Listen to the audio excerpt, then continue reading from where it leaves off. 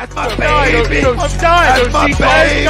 We're going at it at 110%. I just want 5 minutes of happiness, please. Just give me 5 minutes. And they scored. They did it. Left. What the hell was that? Oh, yeah. What the fuck are you talking about?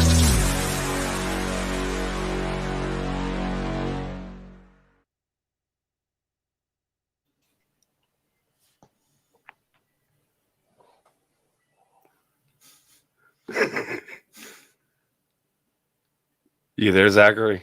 Yeah,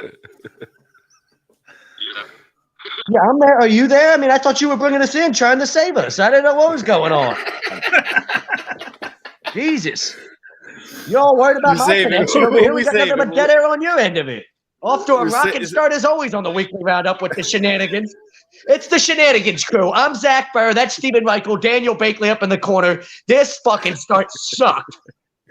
So let's hope it gets fucking better. And if you want better real estate when it comes to whether a new home, whether it's a change in career, change in brokerage, go see the best in the business on that side of things. Alan Foy, eXp Realty. If you're looking to sell a home, looking for a change of career brokerage, you contact Alan Foy, eXp Realty, LLC, 302-682-8820. Or visit him at alan.foy@exprealty.com. Stephen has no idea, apparently, how to communicate. Oh, I've got connections issues. Let me bring it in anyway. We'll fix your issues when we fix them. And Stephen's over here just staring at the camera. You're not good enough for any of that. So, good looking enough for any of that. Excuse me. You can't just stare at a camera. God, unless you want to break it. All right. Well, regardless of the fact, we're gonna have some freaking fun tonight. We're gonna talk some Sixers. We got 3 fun guests lined up. We got former NFL quarterback Gus Frerotte joining us. We got UFC veteran and making her BKFC debut next weekend in Jackson, Mississippi. Jocelyn Jones-Lieberger is going to be joining us, and Nick Gebhard is also going to be joining us in the final hour. So we're going to have some fun. We're going to do some live talking and analysis of the Packers 49ers game. I know Daniel's got the UFC fight on, so we're gonna have some fun tonight. We're going to be all over the place, as per freaking usual with the shenanigans show, as Zach said.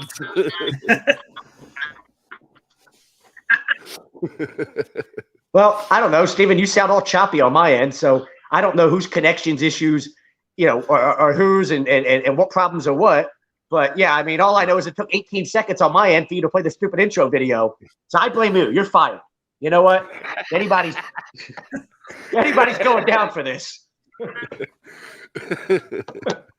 We need Gus Frerotte ASAP. Please come save us, Gus. Holy shit. We don't need no one to save us. We're all right, guys. What is the poll question? I totally fucking forgot what the fucking poll question is with all the goddamn shenanigans going on, Steven. Maybe you can put it up in front of me and save my ass here. Holy shit. Had something to do with the Sixers and adding a playmaker before the deadline. There it is. I remembered. See? Are you ready? The Sixers should add a playmaker before the deadline. Agree or disagree? That's the poll question. There's something like that. And Steven, what do you think? What do you think as far as the Sixers adding a playmaker to pair with Embiid before the trade deadline? And I guess what's your definition of a playmaker? Because we probably all have different definitions there. Like we've heard the Sacramento trade that was on the table, and apparently Morey turned it down. The Halliburton, Buddy Hield, Harrison Barnes, and 2 first-round picks for Ben Simmons, Matisse Thybulle, Tobias Harris. Steven, I know you kind of like that deal, didn't you? I mean, for some senses, but like we already said that, I think the second piece probably wasn't big enough for in Daryl's mind to consider moving someone like Tobias. So what I'm thinking is what I said all along. I still feel in order a deal with Ben Simmons and Tobias Harris, you're going to need 3 teams or more to make it happen. It's rough.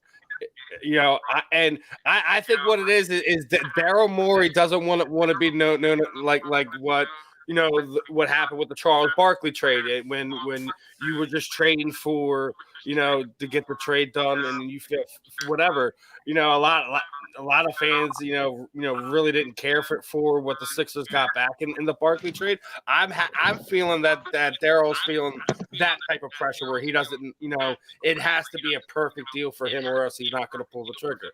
Which the question is how is that going to hurt the Sixers? Obviously, Joel Embiid's having, one of those MVP numbers type year. He's like what, well over 10 plus games with 30 plus points in a row. So like, you have to wonder, like, yes, they are in an okay position, but I guess the real question is, what is the front office willing to accept on this season potentially being a failure with not being able to move Ben Simmons and be able to get what you feel is a worthwhile value back. Daniel, go ahead, brother. I'm going to agree with the poll that they need to add a playmaker. Do I think it's going to happen? Most likely not, because just like you said, the whole thing with Ben Simmons, we want to trade him, and we want to get at least something good back. I think the trade with Sacramento would be good if we didn't add Harrison. Unless, like you said, we add a third team where we can actually get a good, competent piece back. Because we're not going to get it with the Kings. They want both Thibault, Harris, and Simmons. I think that's way too much for what they're offering back. I like the pieces that they're giving us in the trade, but I feel like we're going to make them good. Those draft picks are going to wind up being not as good as what we think they're going to be. And it's always hard to make a trade with just 2 teams with you trying to get the value back with the other team, which is $80 million. So Exactly. I think we were talking about this earlier, right? Yeah, I think it's agreed, but I think that we're going to wind up not getting enough back. And there goes Zach. Let's see if that fixed it. Yep. He's back, so let's see. Did I fix the echo? You can push the argument to try to win. No, you're roboting again, brother. Who, me? Yeah. Everything's all good on my end, homie. Are you sure this ain't on your end, bro? It's on you. I promise. I've been there before. Zach, I feel your pain. I've been there before. Technology loves you. Shut up. Jesus Christ. It's not funny anymore. Like, mute me if you have to, and y'all do the show. I don't really know what to do, but I don't want to sit here and hurt the quality of the show because my connection sucks.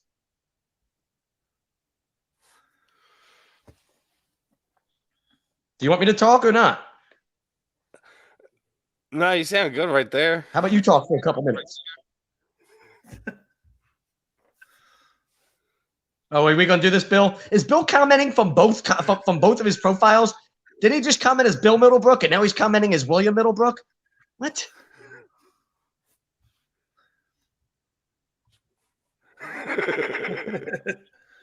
Yeah, Bill. Let's see how far William Middlebrook moves the goalpost today to try to win an argument. That's Bill's thing. Got to take shots at me. He can't count and then moves the goalpost every argument he gets, so he can. I mean, I change the narrative as the argument goes along. I guess on the playmaker side of things, is like who's it really going to take is what the package is going to take for Morey to kind of go come off of where he's at on this. Well, listen, here's my problem with, I guess, when we're coming down to the people are mixed on the Sacramento trade and whether it was good enough, whether there was, it's good enough value back, whatever the people, it seemed really split between whether, I saw a lot of people like, oh, I'd take that deal in a heartbeat. I'd drive these 2 guys to the airport, yada, yada. And I saw a lot of people like, oh, no, this trade's garbage. I wouldn't do that. It's crazy. But here's my thing. Like, I think some people are overvaluing what Ben Simmons' value still is, and I think that's where the disagreement is coming about whether it's a good trade or not. Right now, Ben Simmons isn't even playing, so I think his value is zero, to be honest. Like right now, what team is looking at Ben Simmons and going, yeah, like even if you trade for him, it's not like he's stepping on the court for you tomorrow, right? You don't know if he's in basketball shape. He definitely isn't going to know your system, within the first couple of days. So you're trading for him. You're going to have to wait a couple of weeks for him to get into basketball shape and get him in the practice gym and get him ready to play with you. Who knows what type of nonsense would happen? Like if I've got mental issues, so the Sixers have him seeing one of their mental doctors, and all of a sudden your mental issues went away as soon as you got traded somewhere. That seems a little sketchy. Like for me, it's like this idea of pretty much in that trade. The only thing I don't like about that trade is the fact we're giving up Thibault, but still, I don't know how much Matisse Thibault has, offensively on the upside side of things. Like he's going to be an elite All-NBA defender, but it's not like he's ever going to be a 20-point a night, 20-point a game guy or a 3-and-D guy sort of thing. He's an elite defender. That's what he is. I mean, you tweak that trade a little bit. I think I can make it happen. I don't think it's terrible. I don't know if I accept it in its current form, but this idea that Ben Simmons is going to bring us back a playmaker, it's not like Ben Simmons is bringing us back a third superstar. And this idea that we want to get a doesn't have the value to do that. I'm sorry. And I don't think Ben Simmons and Tobias Harris alone in a deal have the value to bring you back a superstar type of thing. Like these people are like, oh, give me De'Aaron Fox. De'Aaron Fox scored 25 points a game last year. He's scoring 21 a game this year. The dude's an elite scorer, damn close to an elite scorer in this game. And we think that we're going to trade a guy in Ben Simmons that hasn't even seen the court this year, and they don't even know how long it'll be until he sees the court with his new team. And we think that's going to bring us back De'Aaron Fox. I don't know. I think we got to temper our expectations a little bit. I'm not trading him for a new elliptical gym, or a new elliptical machine for the gym, but I'm also realistic in the idea that he doesn't have the value that he did 2 years ago. What do you think, Daniel? I think it's a situation we do have to remember he is out, but then we've seen it before where Kawhi Leonard sat out a year. I know Kawhi Leonard's better. He actually got better after he got traded when he went to Toronto, but he got traded for DeMar DeRozan and a draft pick. So San Antonio was able to get the value back. And Ben Simmons isn't Leonard, but he still is a multi-time all-star where he brings value back to a team. I don't think the issue is wanting enough back for him. I think it's the fact that people want us to combine him and Tobias in the trade with the Kings, and I feel like that's what makes it harder to do the trade. Is what we're getting back is two guys. One's contract up after next season, the other's 2 years from now, and then other than that, we're getting a couple of draft picks, and I think the draft picks will wind up making it worse because we're going to make the Kings better, and we're not going to get the good enough value back. That's why I said a third team makes it easier because you could probably get a player from that third team that will make it worth the while. It's either that or you trade Ben Simmons just himself. Don't add Tobias Harrison. Just trade him himself and see what you can get for him. At least then I feel like we could get something worthwhile where we can just do away with him because we're already past bringing him back easily. We want somebody else. We want him gone, and we want this whole year-long fiasco of do we trade him or do we not? Done with.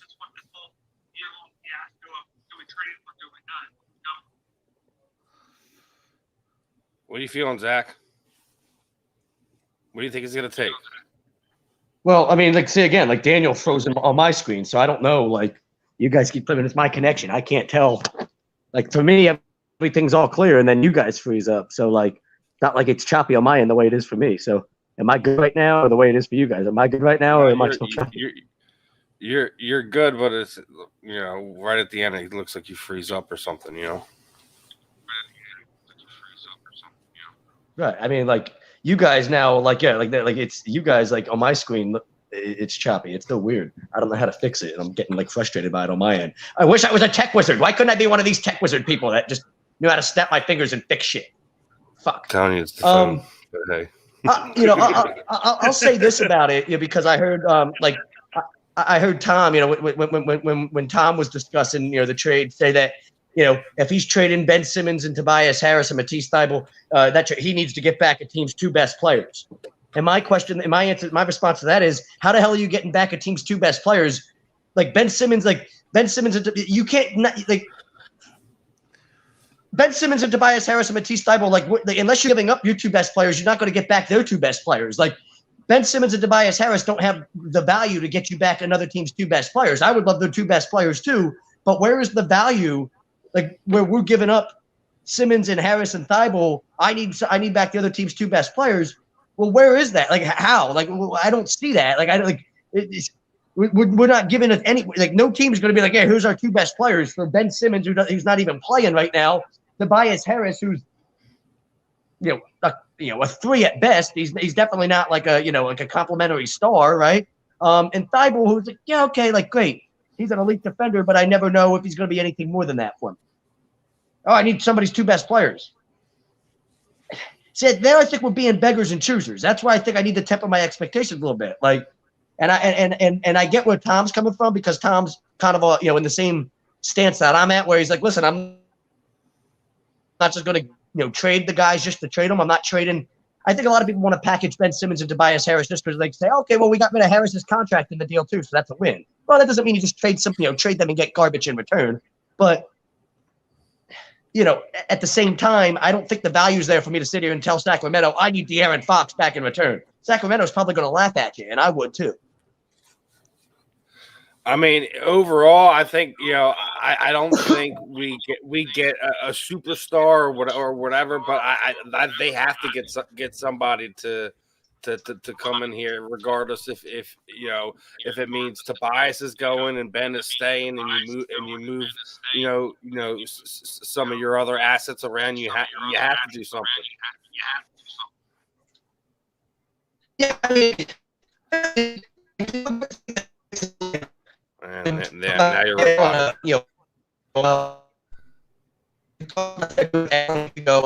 TJ McCollum or something like that from Portland. But obviously, it's not as simple as just going Ben Simmons to Portland for CJ McCollum or something like that. If it was that simple, that would have already happened, right? Or Ben Simmons for CJ McCollum and multiple draft picks or stuff. Like if it was that simple, that would have already happened. So we are kind of getting to the point, and we already heard more. That Ben Simmons trade happens, less likely, right? So again, that comes back to what's his value in the league compared to what we're trying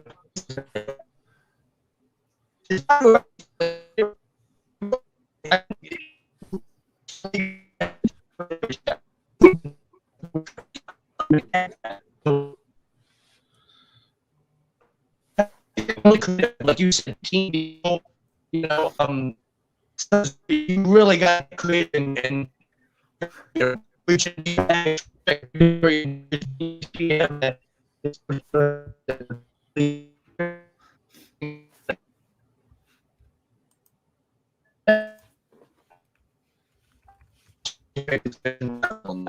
Zach is terrible right now.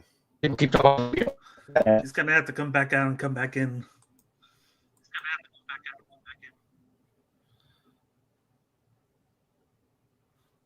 Ryan commented. Yeah, he's been telling me to come back and come back in like 5 minutes. Try again. Who is Daniel saying that?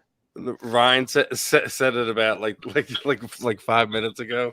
He left a comment. I'm trying to see if I can find it, but I can't find it.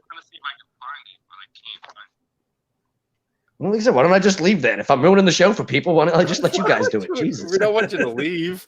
We don't want you to leave, Zach. Relax. I just want you to restart. Well, that's not going to do any good. Like I was saying, we go through this every week. I'm literally sitting directly next to my modem. Like I can't get any closer. Come a little bit closer. I think the issue with the Tobias here, so it's not his play. I think it's the contract. Wait. I think I found Ryan's comment here. Hold on. I think it's the contract where he still averages 19 and 8. It's just that we put more expectations on him because of how much he's making. He's making $180 million, and that's what makes it worse. Because you're right, like he is like a good number 3. It's just that he's been thrusted to number 2. So we kind of throttled down some of his play that he does. Like last night, he still had 19, 7, and 4. But because how much he's getting paid, we expect him to be 25, 10, and 4. Our expectations are too high. What about Troy's comment here? How about this one? Kings get Ben, Celtics get Fox, Hield, Kings first, and Sixers get first, and Sixers get Jalen Brown. I like Jalen Brown, but you're gonna have to get more. The Celtics are gonna have to get more back to make that happen too. You know, I think we got to get more back too, because if we're giving up Ben and Tobias, but actually no mind. That would be pretty good for us because it's just Ben. But like you said, maybe Celtics need to get a little bit more because the Celtics aren't even playing as great. And I said from the start, I think that what killed the Celtics was them killing their bench. They don't have a bench anymore, and they rely too much on Tatum and Brown, and they don't go well together. I feel like they do great together, but then when one of them's gone, it's like the team crumbles. And he didn't say Tobias though, by the way. Yeah. Again, that trade's not happening. The Celtics aren't. The Celtics will give us their best player and their bona fide superstar. Like, the Celtics. The Celtics are going to trade you Jalen Brown so that every time you play him 10 times a year, he can smack the shit out of you. Like, that's not happening. Teams don't do that. You know what I mean? Like, I mean, I don't want to get into the what ifs of the trade scenarios right now because we just don't know what.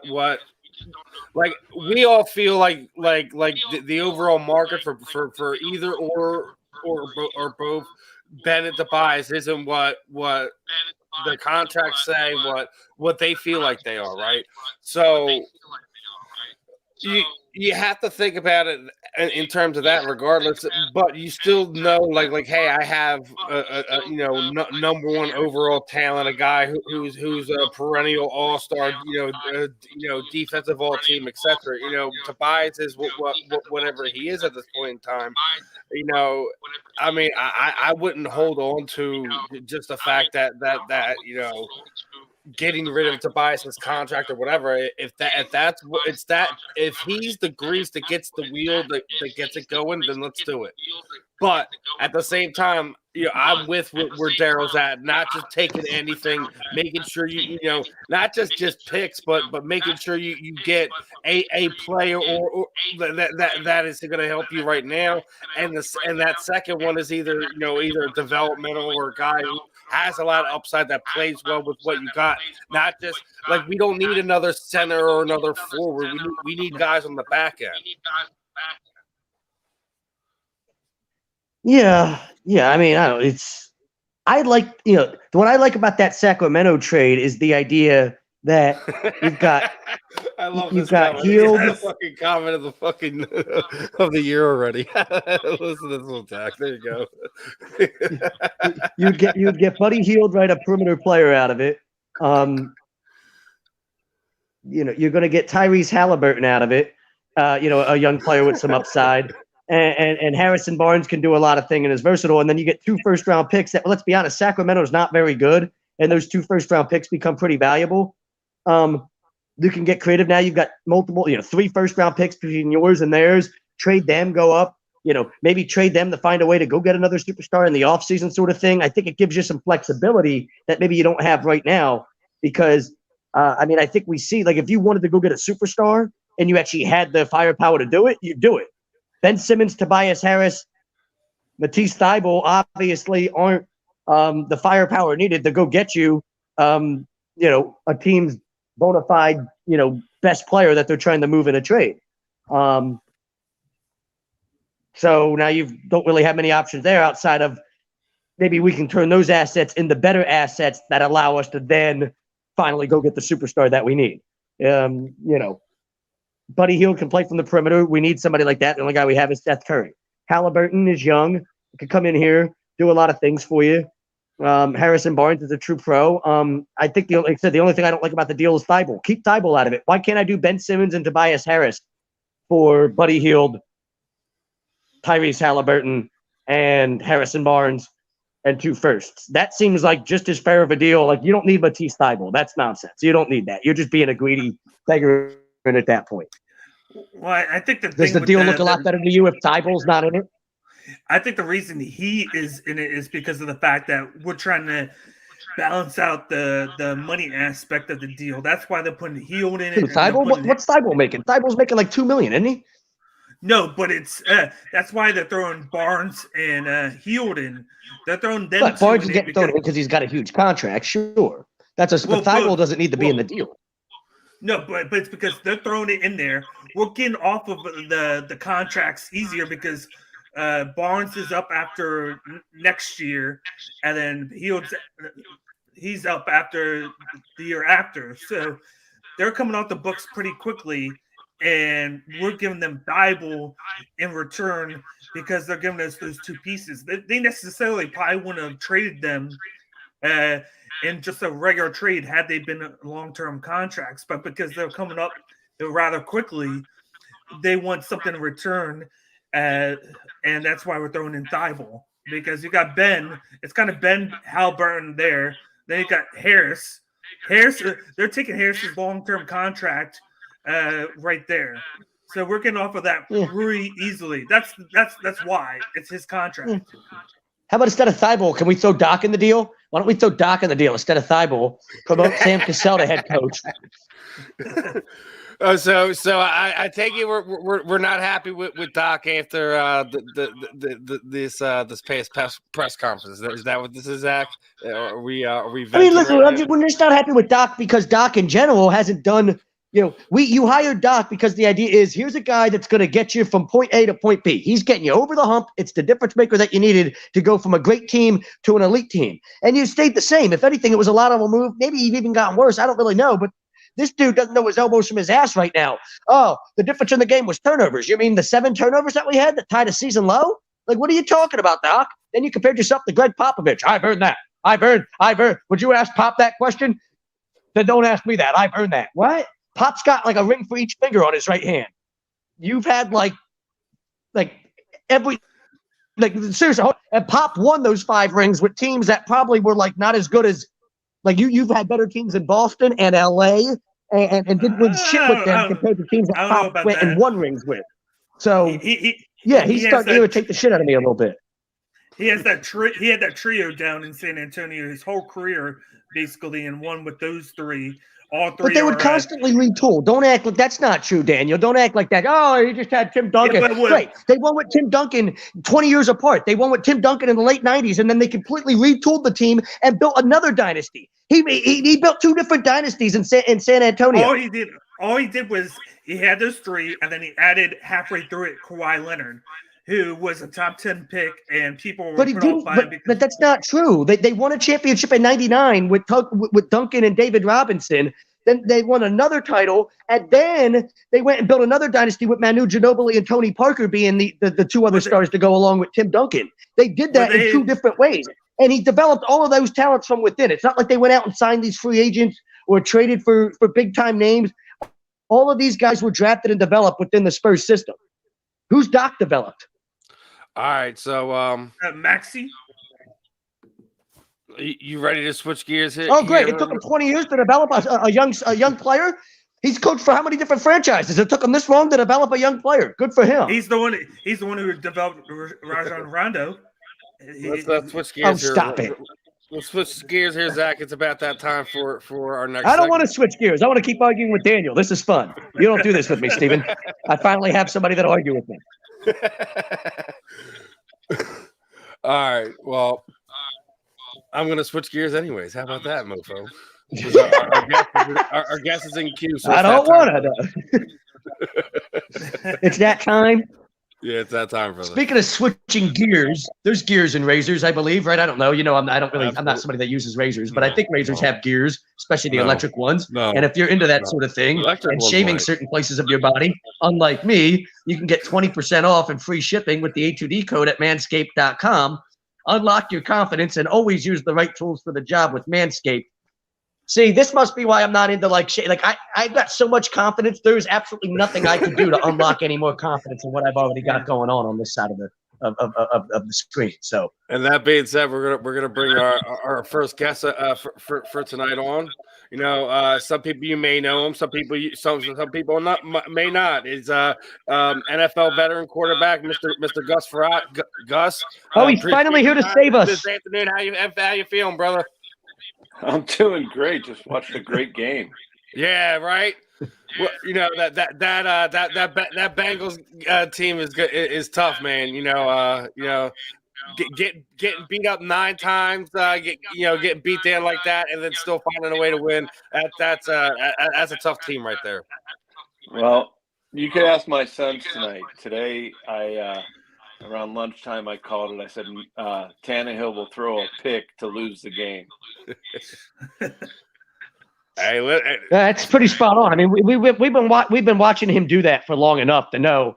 Like me and Steve, it was so funny. Me and Steven were watching the game live, and I was like, the Titans had a chance to go win the game there at the final drive when he throws the pick, and I'm like, all they got to do, just don't let Tannehill lose the game for you, right? It's all you got to do. Just don't give him an opportunity to lose the game for you, and you'll be okay. And right on cue. Well, that was a pick. I saw a great remark on Twitter. Somebody said, "Hey, Derrick Henry made an impressive comeback, so let's just throw the damn ball all day." Right. I mean, if you're Tennessee, it's not like he wasn't running well either. Even in the third quarter, fourth quarter, he's still breaking off 8-9 yard run gains. So it's like, why do you continue to go away from him? If you're Tennessee, Gus. No, I'm sorry. If you're Tennessee, do you have to move on from Tannehill here this offseason, or look for a way to move on from Tannehill because of all this that we're talking about? Well, I think they're really going to think long and hard about that, but I also feel like some of the play calling wasn't great, even though it's my buddy Todd who's calling the plays.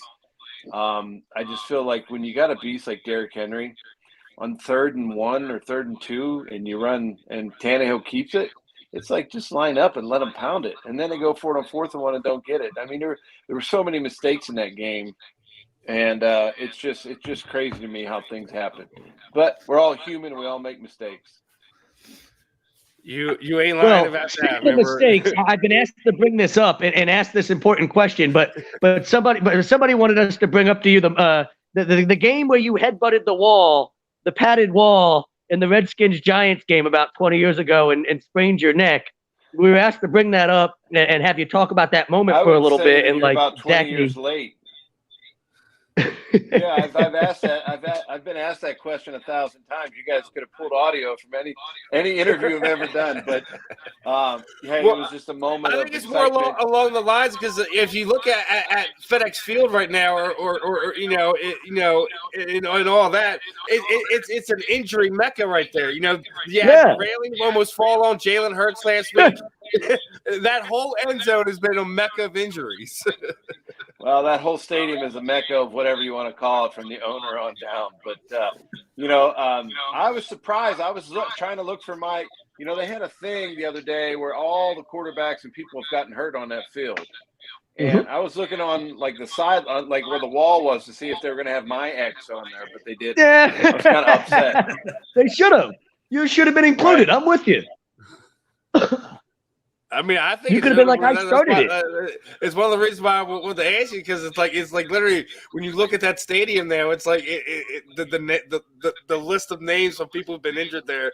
It really is. It's the Adrian Peterson tore his ACL there. The Alex Smith injury. You had a couple. Lamar. What was his name for the Lamar Houston, the pass rusher, and another defensive player tore their ACLs within like a week apart of each other at that field. It seemed like you started that trend, Gus, and it just got worse and worse and worse as the years went on. Yeah, maybe it's bad luck. They just need to bring me back, reverse the curse, and then everything will be fine.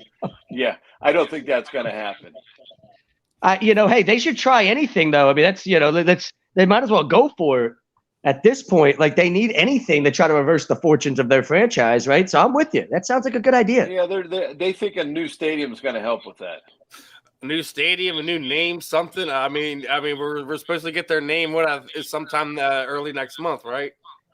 Yeah, I think right at the beginning of February they're going to come out with it. I don't know what it's going to be, but it's going to be pretty wild to see the name go from Redskin with a nice, cool logo to Washington football team where they had a W, and now in all these years, all these changes.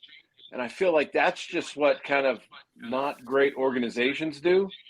They're always looking for something else rather than just having the best players on the field. You know what? You know what's funny to me about that is me and Steven were talking about when the Indians changed their name to the Guardians, and I was talking about how notoriously like the reputation that the Cleveland Indians ownership group has for being cheap, and like it does kind of remind me of what we're talking about with Washington and like every Daniel Snyder, he's too busy like paying prostitutes to stuck his what, then instead of focusing on running a football team, and maybe this is what you end up in. You end up in situations like this when you're trying to pitch as many pennies as you can on the football or the baseball side of things, like say in the Cleveland Indians perspective, as opposed to focusing to investing all that money into the on-field product. I think that the owners don't really. I mean, for most of them, that's how I feel. I don't feel like they really care about the fans. They're fattening their pockets. You know what I mean? And if they don't get any fans, they still make $50 million a year. It's okay with them. I mean, I go through that with the Pirates every year, and we would have. Speaking of cheap ownership groups, we would have amazing fans if all you have to do is win some games. Yeah, man, and turnover. Wow, that's a huge turnover. Won some games with the Eagles this year. I want to get your thoughts. Obviously, had the worst case scenario last week against Tampa Bay. Didn't really look good throwing the ball. That you've seen some of the audio come out this week. So they're saying he can't read defenses, etc. Put your ownership hat on. If you're the Eagles front office, you have all this capital in draft picks, and you got some money with cap. Are you a guy who's a Jalen Hurts believer? You got to build around this guy, or would you try to move on and see what you could do in the offseason, or maybe draft one guy or in the draft, or two guys in the draft, and move that second or third pick to next year and try to ride out this year. This year. Well, I think that I would keep Jalen Hurts. He has an upside. I think he needs coached really well in the offseason to throw the ball on time, to get it out of his hand. He's a runner. He relies a lot on his legs. That needs to be secondary, and it needs to be a focus for the offseason to really work on his recognition of defenses, getting the ball out on time, because what I saw in that playoff game was he was late with throws. He was behind a lot. And even on the run, it just didn't look like he was very poised. And he should be better than that at this point. But for the Eagles, they're going to need some D linemen. I think they get some a good DB. I don't think the draft is heavy on quarterbacks this year, so they got to go somewhere else. I agree that. Who's your favorite of the quarterbacks coming out? Who's your favorite? I know you don't like the class as a whole, but who's your favorite of the prospects? I really don't know. I mean, there wasn't anybody. I like Pickett kid from Pitt just because I watched him a lot, and he showed some good poise. He threw the ball well. They did a good job.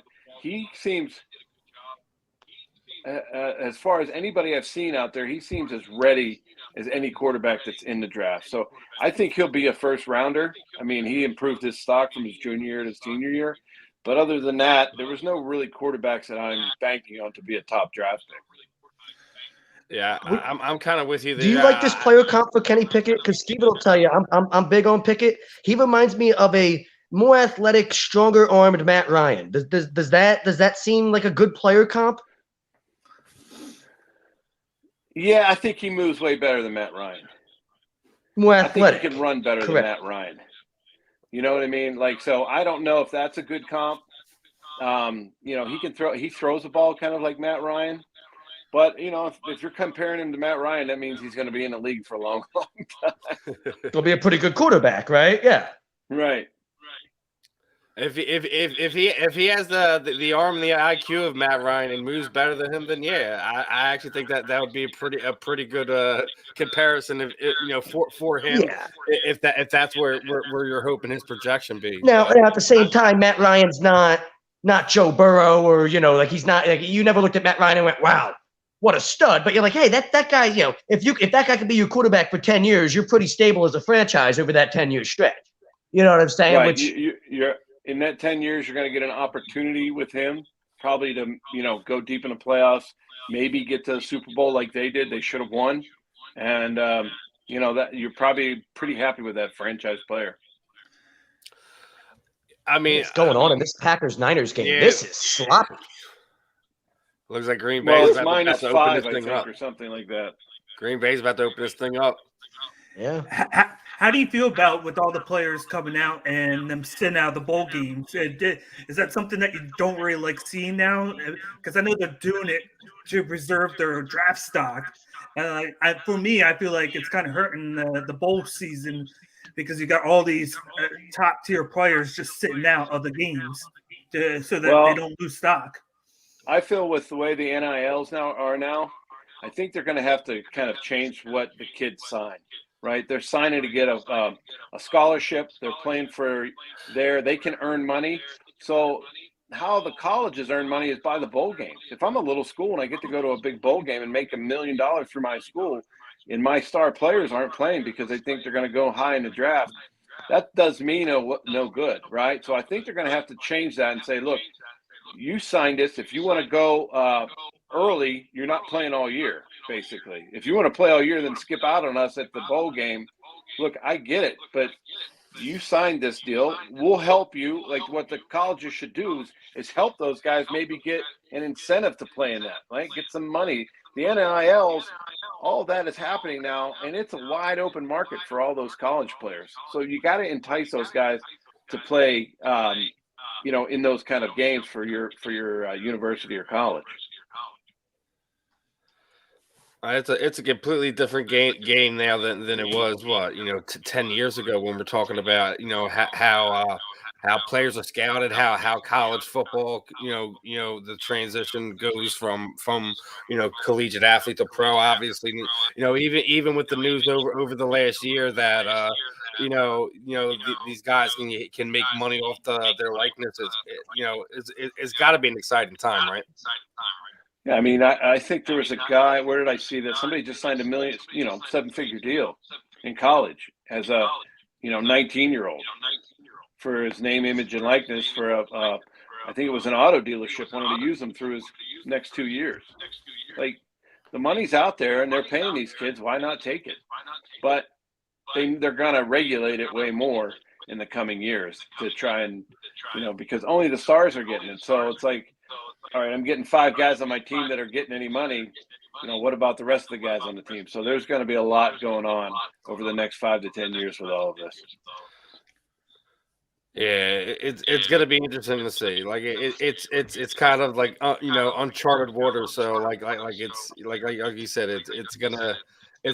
they'll figure it out. Over Definitely. the next handful, but hopefully, like I said, it's not completely top heavy moving forward. Right. No, I think so. I think that they'll figure it out, but it's a good problem for the players to have.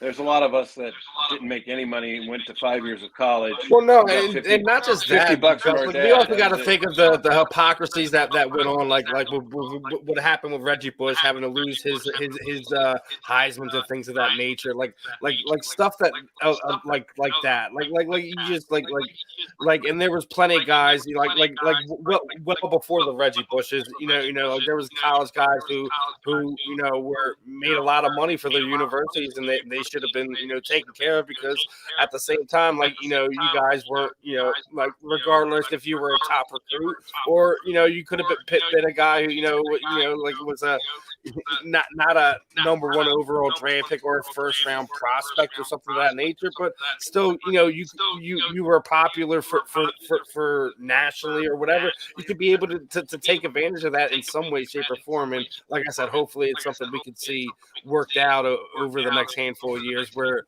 not just those big name star recruits, some of these guys at some of these smaller schools who deserve some of that spotlight and attention too, can kind of get the love that they deserve too. Well, by the way, they changed the call. They reversed it. Ooh. Yeah, it wasn't a fumble because they changed it to an incomplete pass, but now they just sacked the Niners on 4th down. But still, that's a really huge reversal. Big play. Now the Niners have a chance to just punt it away. In this game tonight, Gus, you think the Packers are going to do the thing, or the Niners are going to upset another team on the road? No, I think the Packers are going to do it.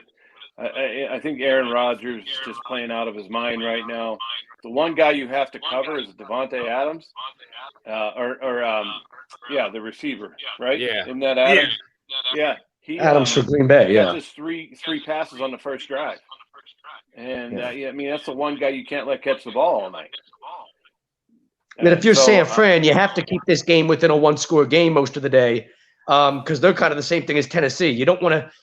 As long as Jimmy Garoppolo doesn't like hurt you, like he's not going to go win you the football game. You're just hoping Jimmy Garoppolo isn't going to lose you the football game, right? If you're San Francisco, I think if they play the way they want to play, they can stay in the game. But your defense has to keep them to field goals, and you have to score when you have the opportunity. It was amazing that the Bengals won tonight, being sacked 9 times, taking them out of field goal range 4 or 5 times, where they had to punt.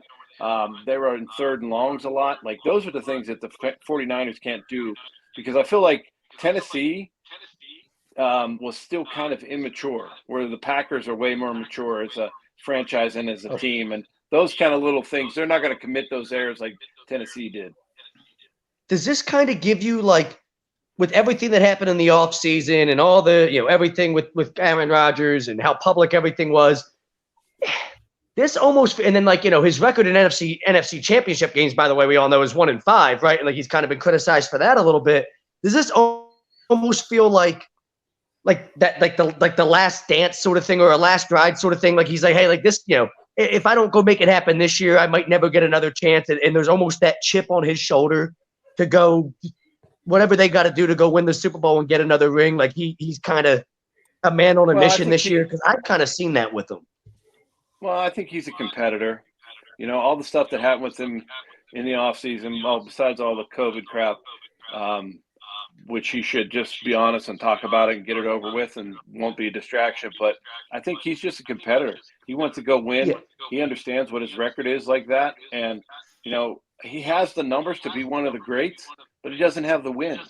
He doesn't have the championship, and that's what he needs, to be all one. And he knows that, right? He's self-aware like that. Aaron Rodgers is a guy that's aware of all those things and that reputation. Yeah, right? He's very intelligent. You know what I mean? He's smart. He understands everything that's going on, and I think he wants to win another championship in Green Bay. He's already passed Brett Favre's bunch of records that Favre's had there. Now he needs to go and win. He needs to go win this championship to really solidify himself as one of the greatest, if not the greatest, Packer quarterback ever.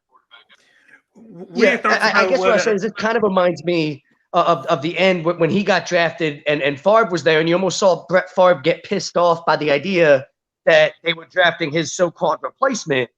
And Rodgers is kind of, and he kind of was very public about the idea of like, hey, it ain't my job to mentor this kid or any of that and yada, yada. And Rodgers is kind of in the same way about the Jordan Love thing. Like, listen, like, whatever, like, it is what it is. I'm still the quarterback of this team, except the difference is Jordan Love doesn't, he's never going to be Aaron Rodgers, where like you kind of knew in the Favre situation, you had a special player in Rodgers too. I kind of seen like, he's like pissed off by the idea that Jordan Love and all the talk this offseason of possibly them moving on and letting Love be the guy. And that's what, like, it's almost the extra motivation he's needed to go out and even ball out at a higher level this year. Well, I see what you're saying, and I think Rodgers. There's competitive. They want you to compete. They're going to draft guys so you can compete and play better. But also at the same time, you're all on the same team. Like if Aaron Rodgers isn't communicating with Jordan Love and not telling him anything or giving him insight into the game, and he gets hurt, and their team goes, that's responsibility he has. I always saw it as if I'm playing, if I'm not playing, I'm communicating with all the quarterbacks. Yeah, there's competition. But if we're all really good, we're all going to get paid better. We're all going to do better. What the hell is Aaron Rodgers got to worry about getting paid? He's not. Like, I see that as saying, like, from the team standpoint, we're going to bring in this kid. We're going to put pressure on Rodgers, and we're going to make him play. And you saw it happen, right? He was pissed about it. He went out and he played really well. And, I'm not saying that, Jordan Love is the next Aaron Rodgers either, but that's why teams do that. They're going to bring guys in if they see there needs to be motivation or know how to push the buttons to get the most out of a player. Yeah, exactly. And it worked. It did. No, you're right. It 100% worked. Sure. Absolutely. If anybody knows how the situation is, Aaron Rodgers should know, considering he was drafted first in the first round when they still had Brett Favre. He was still playing at a decent level at the end of his career with Green Bay. But I feel like, what are your thoughts on how Matt LaFleur has done as the head coach there? Because I think what he's done is he's kind of balanced out the game for Green Bay, where you still rely a lot on Aaron Rodgers, but he's added that running game with Aaron Jones, making him into like a Pro Bowl player to kind of take a little bit off of Rodgers having to do too much. Do you feel the same way? Yeah, I think they have a good 1-2 punch, right? They got a great passing game. Now they have a great running game with Aaron Jones and the kid from Boston College, he scored the first touchdown. A.J. Dillon. Yeah. So you got a guy that's going to punch you in the mouth. You got a guy that's going to run around you. And then you got a great receiving core. And you got a quarterback that can get them all the ball on the money. I mean, LaFleur has done a good job of not only managing like the play calling and everything, but managing those players, because there are a lot of good players on the team, and sometimes they get crazy egos, and you see that they're all getting the football. They're all contributing, and that's something that goes a long way in a team effort. I feel like, and you know what the other side of that is? Sometimes a head coach is very outspoken. When it comes to situations like Aaron Rodgers this offseason, where he was, Rodgers is who he is as a person. The Joe Rogan podcast and all that. The different things that Rodgers does. And I feel like the way Matt LaFleur is kind of just, let that all be what it is. Hasn't come out to say, one way or another, he's not, I'm disappointed in what he said, or I support him. He just kind of let it be what it is. You guys are whatever, and I'm coaching the football team, and that'll all work itself out. Because I feel like certain coaches could make that situation worse by kind of trying to act like the hard ass that's in charge of everybody in the room at that moment. And instead of LaFleur doing that, he just kind of let it be what it was.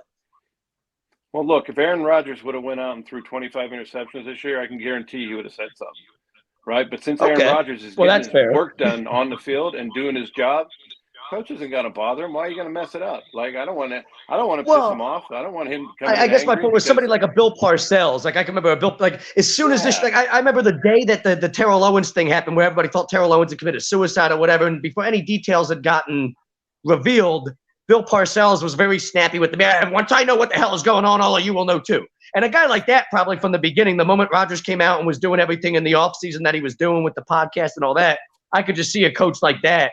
Not that Parcells didn't earn that, the right to do it, but I could just see a guy like that being very, talkative in the media about how he felt about the situation, which I feel like, this could make a situation worse just as much as it could help it. Sort of thing. A coach like that is very power hungry. This is my team. This is my offense. This is what I'm calling, no matter what. Well, then you need to put people on your team that are like you, that can handle that. Not wild triggers that are going to go off and you don't know how to deal with it except punishing them.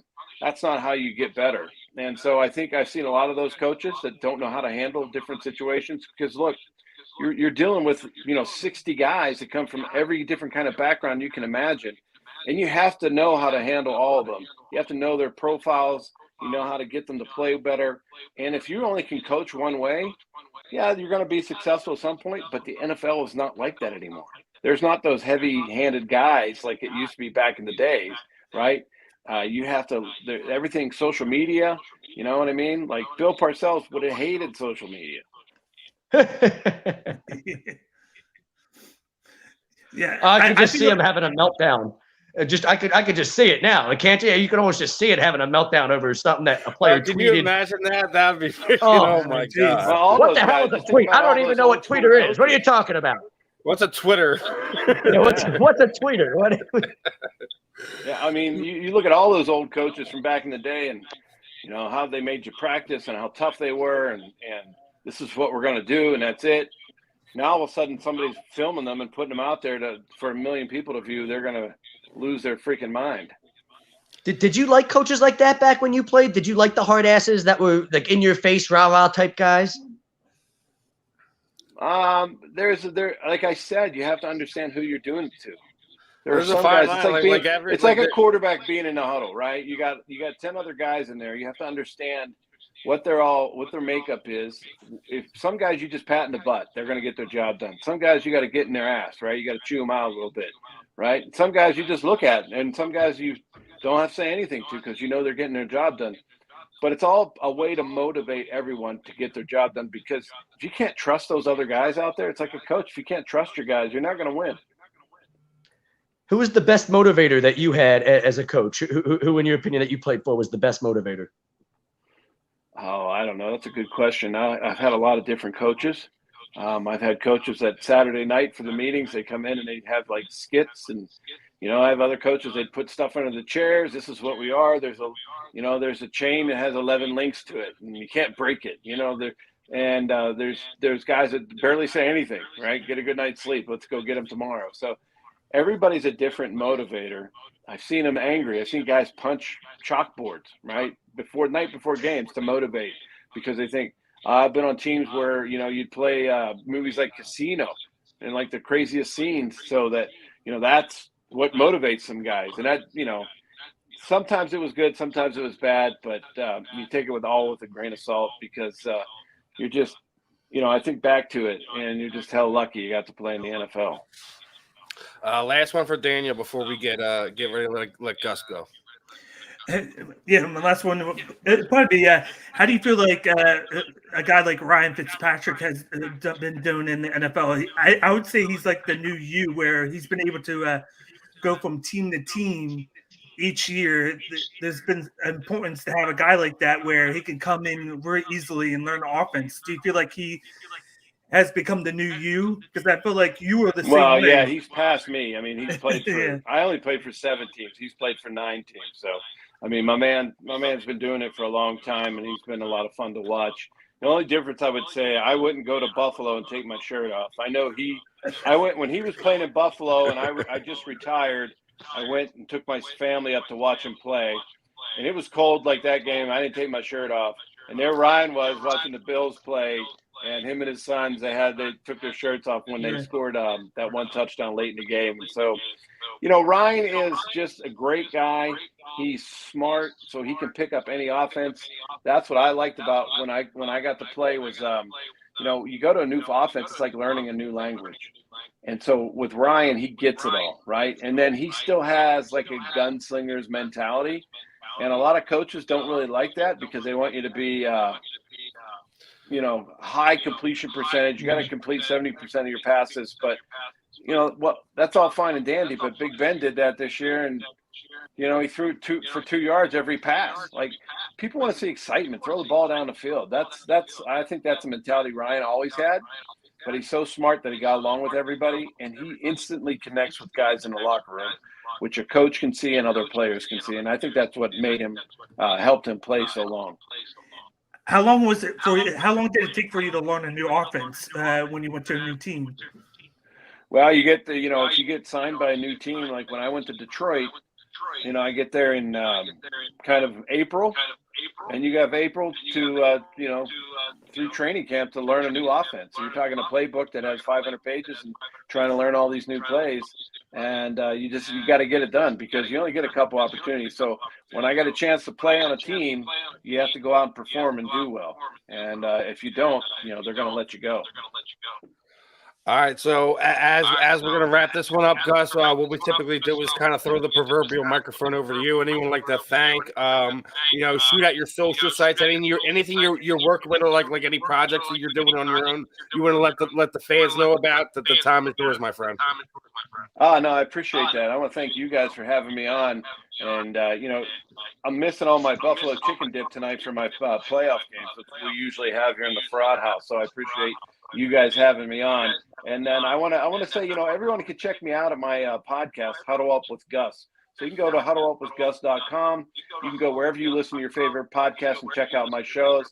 I interviewed Dottie Pepper this week, and also next week will be Warren Moon, and upcoming guests will be Anthony Munoz, Willie Parker, a bunch of guys that I've played with that I've known for a long time.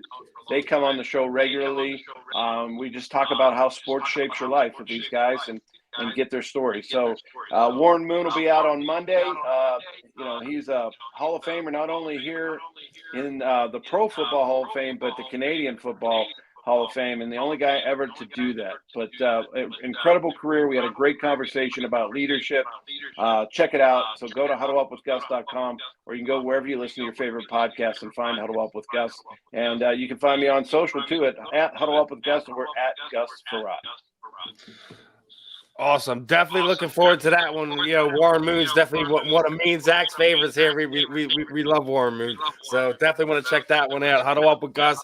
Check him out. Appreciate your time. Get back to your evening, my friend, and we'll definitely have you on again here again in the future. Have some fun. I'll let you guys get back to your basketball talk. Appreciate it, Gus. Thanks for having me on. Of course. Tell you what, the Niners defense doing what they need to do, Steven. They just sacked. The Niners have negative 12 yards of offense, and it's 7-0 Green Bay. We're going to go seamless into this one. We're going to go right into the next one, right, brother? Always. I mean, I don't know if anything's ever seamless around here, but, we try our best. This next segment brought to you by Fan Up. Fan Up's the best way to enjoy fantasy sports. And we got a bunch of degenerates here that love all the daily fantasy sports contests that go on. And Fan Up is the best place for you to find your fantasy sports fix. You can win great prizes. Sign up today. Use the promo code A2D for 5,000 bonus points. That's a $50 value at fanup.app. So, it's perfect. Perfect for all the degenerates that follow A2D. Yep. Now, can we get back to that question? Who was the question from the guy right before Gus is about to get off? We're not going to get back to that question because we're on to the next segment, brother. We're gonna welcome our next guest, and we're gonna welcome. We'll get back to it after. We'll get back to it, just not now. to the madness tonight. What's up, Jocelyn? How you feeling? I'm feeling great. How are you guys? We're great. The whole beginning of the show was absolute madness. We have a terrible echo. Zach's freezing up. Oh man, it's normal shenanigans here on the weekly roundup. We just had former NFL quarterback Gus Farad on. Now we're gonna switch gears and talk some more sports with you. Obviously, you got a fight coming up next weekend. Obviously you're a big football fan, like the three of us here on air. I got to ask you, you still have your set about your Chargers, letting you down during the back half of the season. I mean, when you guys walked through us, I think it was still early October. If you would have had a bet right then and there that the Eagles and Jalen Hurts would have went to the playoffs and your Chargers would have just missed out on the playoffs, would you have taken that bet? No, stop it. That's sad, right? When you think about it, like when you go back and look at it, because it was a bad mismatch in that game. You guys, I think it was like a 10-point game most of that game. Yeah, and then the way the rest of the season plays out, we wind up sneaking in, getting a wild card, and you guys wind up losing out on that last game on the extra week there. Yeah, that game, that Raiders game was insane. Number one. Number two, when the season was over, I saw a post of top 10 quarterbacks, and of course Justin's in there, and all the other quarterbacks are in the playoffs except him, and it's just so you feel bad for him, you know what I mean? But I think the Chargers will make some moves this offseason, and it's going to be a better year next year. Yeah. I'm with you. I think a lot of us Eagles fans are excited. We were playing with house money the end of the year. We got 3 first-round draft picks. We got close to $40 million in cap space. We have some options right here. So yeah. We are sitting here watching the game, though. My nephew, he's a diehard 49er fan, so I'm with he's him. having a rough time right now. There you go. Yeah. If your coach could stop going for it on 4th down from his own 30-yard line, it might help, right? I mean, let's be honest. Good Lord, how many points did he leave on the board? Dude, you're giving him some extra yards. He went on that Raiders game, and he was like on their own 18, and he went for it. It's like, dude. And then you run the exact same play with Austin Eckler up the middle. It was horrible. I will say for that team, though, I feel like every year they have a quarterback there over the past 30 years, no matter what team it is. They have that luck to where they can bring a guy in. You got Drew Brees. He came in right after Doug Flutie. Then seamlessly a few years later, you bring in Philip Rivers. You have him for the last 20 years, and then you bring in Justin Herbert. Do you feel like Justin Herbert's going to be the guy that finally brings you that Super Bowl? I do. I really do. I think he's phenomenal. And if we offensive wise, it's great. It's just we need defense. Like we couldn't. I mean, you guys saw it. The Chargers were, dead last in stopping the run. Like our defense was just awful. So we can't just be, one side of the ball.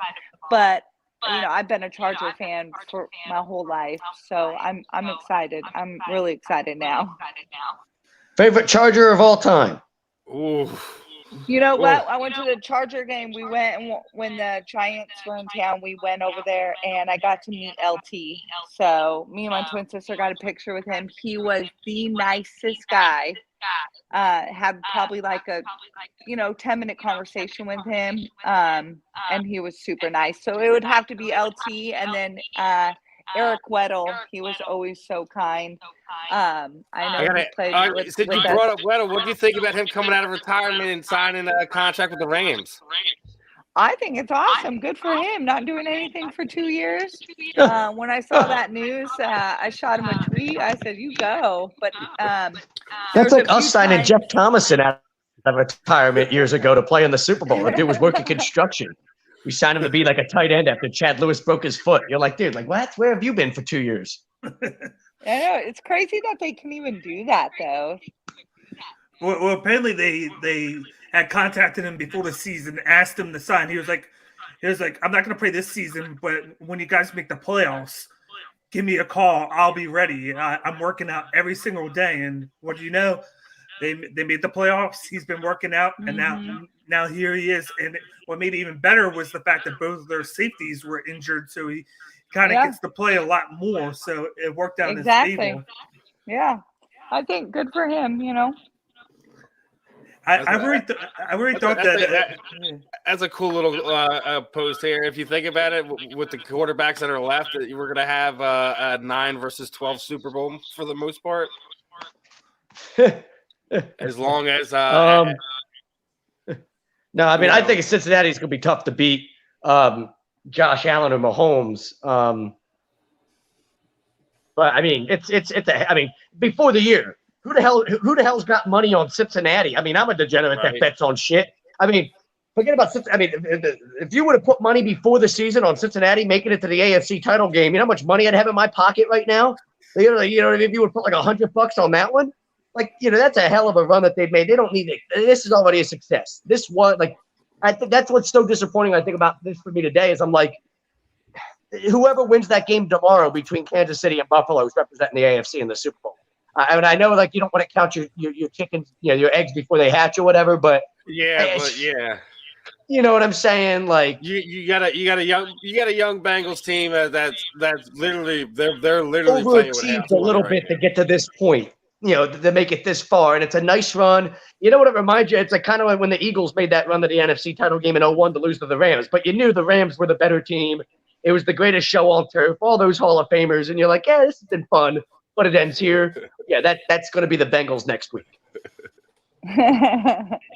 I just don't want Kansas City to win again. I would like to. I'm kind of with you, Buck. And you know what? I don't It's think. hard. I don't When was think the last time a Andy team went to 3 straight and Super Bowls? Mahomes got it in them this year. I think Buffalo, right?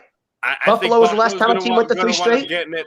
I think it's going to be Buffalo and Green Bay is my early pick to go to the Super Bowl. I think that's where it's going. Okay. What about you? I just don't want Kansas City. I don't want to see the Chiefs. He's like, anyone but Kansas City. Keep it out of my division. It's hard to win. It's hard to go to 3 straight. It really is. Think statistically. Jocelyn's a real fan right there. It's no one in the division can ever win a Super Bowl. That's the way real fans work. You can know. Exactly. I mean, imagine if Buffalo or Cincinnati goes. There's kids. Not forget about kids. I mean, I'm 30. I'm 28 years old. I mean, I've never seen Buffalo or Cincinnati play in a Super Bowl, that I can remember. Buffalo, I think last time that was one when they went for the 4th straight time, right? Think about how crazy you got 2 teams that for the past 25 years haven't even been fucking relevant. And there's there's young people growing up watching football that are like, this is crazy to them to see Buffalo and Cincinnati, 2 teams where you're like, for the most part of anybody that's 18 years of age or younger. They've sucked for the majority of their life, and now here they are. 2 of the best teams in the AFC. Now, talked a little football. We got that out of the way. Get into the nitty gritty here. You're 6 days away now, right? Yes, sir. We fly out Wednesday, so I'm super, super excited. It's been a long time, right? You took some time off from MMA. You quasi retired for a period of time. Obviously, when you made the call back, I brought you back on here. We had a conversation. Now the fight is actually signed. How different was this camp compared to most of your others? Obviously, bare knuckle is definitely a way different experience than going through an MMA camp. What is kind of the things that you're kind of more excited for? That when you walk out to that ring, on the 29th. I have to say, this fight camp was longer, which is totally fine. It was 8 weeks, but obviously I've been, training, for the last year, knowing I want to do this. But just to have my teammates beside me, Ben Henderson fights the same night for Bellator here in Phoenix. So us doing a fight camp again, this is our 3rd time doing it together. That was fun. And then just to have Courtney Casey with me in this fight camp, she was there every day helping me, getting me prepared. And then Leslie, Olivia, my other teammates, it's just been a camp where different because we're just working boxing, right? But to have 2 girls who have boxing backgrounds that were my everyday training partners who have combined over 120 boxing fights, it's just crazy. I feel like this fight camp, I got beat up, I got better, and I just learned so much, and I had a great time. I really did, and I'm super excited. How hard was it to kind of transition to just doing the boxing side? I know.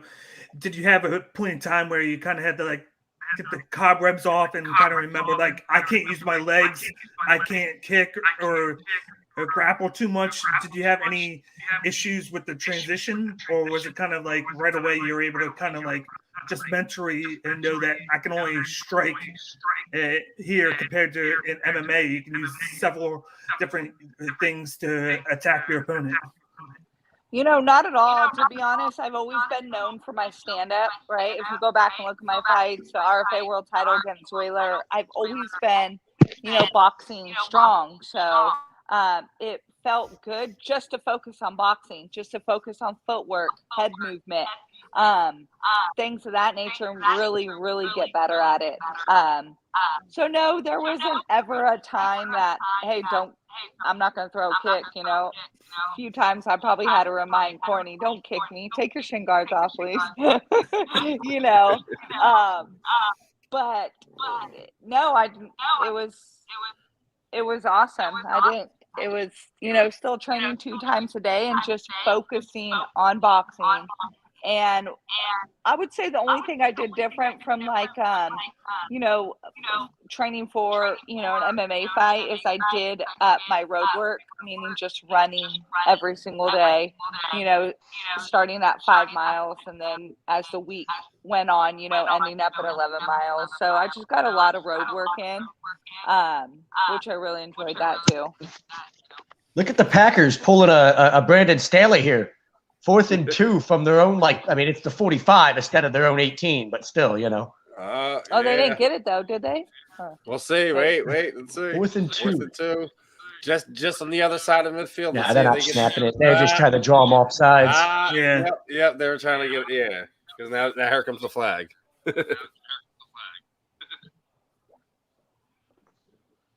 Good. So that was the only thing is just upping, the road work, which I've always been in good shape. I have to work out every day, right? If I don't work out, I am crabby. I'm a bitch, so I have to do something. But yeah, that's the only thing. Now, are you one to when you get that contract signed, do you watch any tape of your opponent, or is that kind of something that you leave up to your coaches to do that and to just tell you what you need to do to get ready for the fight? I leave that up to my coaches, and then if they have something to show me, they'll show it to me. But for her, she has a lot of Muay Thai fights, so they can pull maybe something from it, but still in a Muay Thai fight, your hands are different. It's mainly kicks, knees, elbows, not a lot of footwork. So as long as I know I'm doing everything I should be doing, right, to get myself ready to fight, then I'm confident in my ability. No, I'm pretty sure I know the answer, but the reason that you are trying BKFC, is it because of your background? Like you said, with your striking, that you had a background that you'd like to stand up and trade shots. Is that part of the reason why you wanted to give PKFC a try? Honestly, it just takes me back to my high school days. And it just getting a bunch of street fights. There's always been something about that the bare knuckles I really like. I know that probably some people it sounds crazy, but it's just that adrenaline that you can't get anywhere else, Any crazy stories that you want to give us? Okay, that can't get you in trouble anyways. No, this won't get me in trouble because everybody, the little shithole town I grew up in, everybody knows this happened my sophomore year of high school. Everybody knows me and this chick didn't get along, and we can now talk about it when we're adults with each other and laugh about it, right? Me and her are cool, right? She's friends with, I'm not going to say her name, but she's friends with my twin sister. And me and her, we're cool, but we don't go out of our way and talk, right? And there was one night that she didn't like me. I didn't care for her. Sophomore year of high school, okay? And she wanted to fight. So I called her. It was a Saturday night. I said, meet me at Zalad Park. If you want to fight, my mom and dad said I can fight. Swear to God, my mom and dad said it's okay. And I said, you just have to hit me first, because then my dad said it's self-defense. She's like, fine, I'll meet you at the fucking park. I kid you not, guys, 60 people showed up to the park, okay? And my friend Robbie had a freaking camcorder, the ones where you put the VCR, tape in it, holding it on his shoulder to record the old 80s right? camcorders. Oh yeah, yes. Sure. Oh man, everybody had one too. It's amazing. Anybody that grew up in the late 80s into the 90s, their family took a camcorder everywhere. It was oh my God. Yes. We have so many old family vacation videos and shit from all that. This was this was 2001. And she met me at the park, and we stood toe to toe. Kid you not, we stood toe to toe, and I said, "You hit me first." And she just socked me right across the face, and I fucking unleashed on her ass. Come Tuesday at school, everybody knew she transferred high school. She went to a different high school.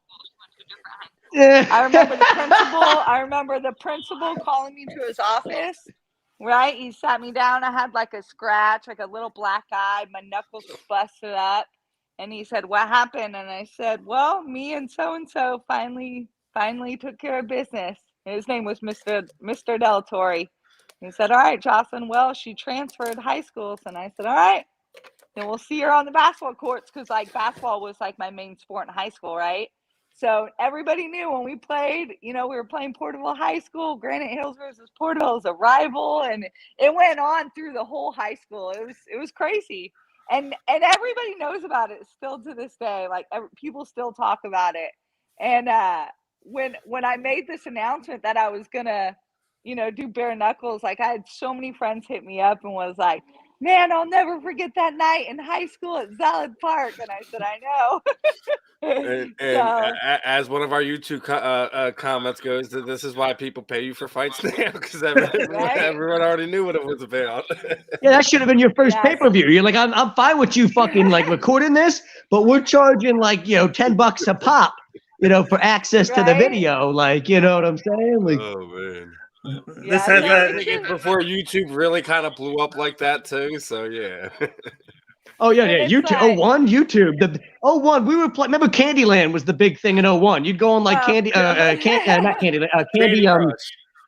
Candy Stand. What was the web Candy Stand? You could play all those like web browser games, and it was sponsored by Nabisco and all those like candy companies. But like, I remember like at like 8 years old, 2001ish. Yeah, that was the only thing you could do on the internet. And like the AIM dial-up, that's before you had MySpace or Facebook, right? That's how you talk with people. Oh man, before you had chat. You're taking it back, brother. So it just like it all falls in line too with combat sports, right? Just being an athlete, wanting to compete, the will to win. So that's just how it is, and I think I'm gonna do really well at this. Yeah, dude, you're looking at how everything's starting to play out for like what BKFC's plans are.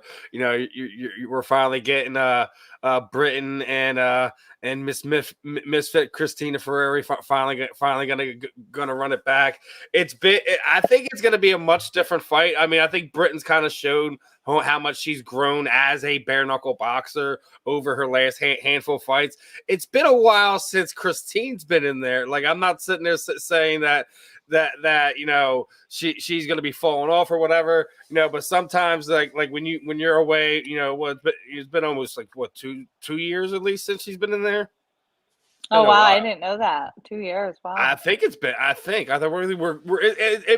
going to be around somewhere around there. I think. At least since the last time she's been in BKFC. Listen, I think it's going to be a fun fight. The other matchup before they get to the title, that's going to be fun as well. But I still think this is the one everyone wants to see. Christina, tuned Britain up pretty well their first fight, but she's changed a lot over that time span. So she's kind of in a weird sense, she's kind of more the star now than Christine is, and I think for a good reason, Christine's going to have a chip on her shoulder for that. But I wonder if that plays into what Britain's already going to do, at least game plan wise. Yeah, we'll see, but I'm sure they're both going to put on a great. Oh, absolutely! That's going to be a really fun fight. I can't wait for that. And even like some of the fights on that are going to be on the card. You're fighting on this weekend. Really looking forward to. We're going to see. I want to see how Crystal Pittman bounces back after her first fight. Anybody see this play here? Anybody see this play by Jimmy G? What? This is some good stuff. This is the best play I think I've ever seen Jimmy G make. What, the toss? It looked like he was going to run at full time. It looked like he was going to run, and then he just like Russell Wilson flipped it. Like, he doesn't like have that type of improvisational skill. He learned that by watching Russell Wilson do that to him for the past 5 years. But I'm also really looking forward to Alan Belcher and Bobo O'Bannon's fight too. Yeah. Just the whole card. I think that my card I'm on is a really stacked card. I really do. And then what you got Knuckle Mania? What, like two weeks after that? Yeah, Well, yeah, 3 weeks. 3 weeks after, Okay. yeah, in Hollywood Park in Florida. So that's gonna be an exciting card. So they're doing some big things this year. So I'm excited to be a part. Go in there, get a big win this weekend, and then go from there. Now, actually, I want to ask you about if you heard about this. At the Arnold this year in Ohio, the International Combat Sports Hall of Fame. You're gonna have Shannon Knapp's gonna be inducted in there. Invicta was kind of one of your first homes there. What do you think about her? Getting her name put in there.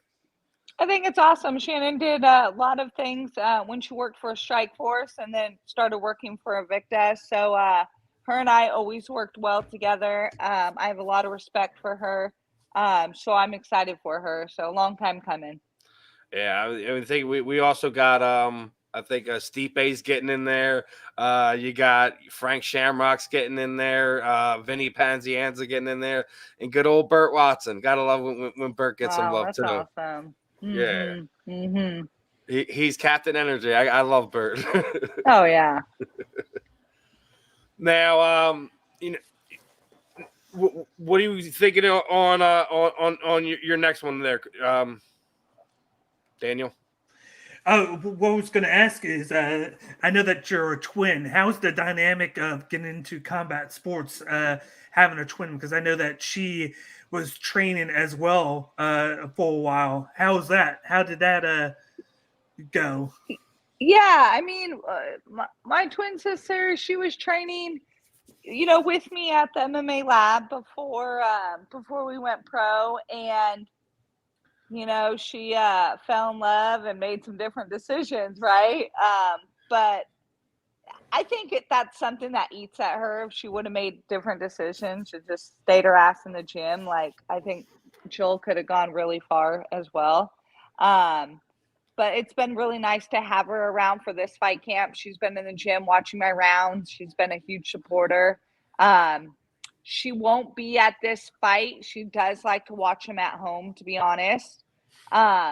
But my older sister will be there and my dad will be there. They're all flying out, so I'm excited for that. Mom's not going. She don't want to watch it in person.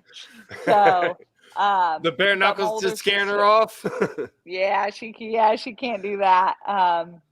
But there'll be times after sparring, like, when we wear our puffy gloves, our little gloves, they give us scratches and, from the tape and all that. And every time, like on Saturdays is our hard sparring. I'll come home or I'll meet them for lunch after. And Mom's like, Josh, your face, you're all scratched up. I'm like, Mom, you should see the other girl. I just mess with her. She's funny.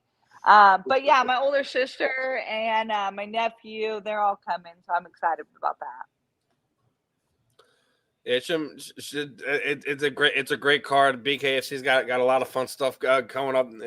UFC's going on tonight. I have to ask this one. The prices are going up for their pay-per-views.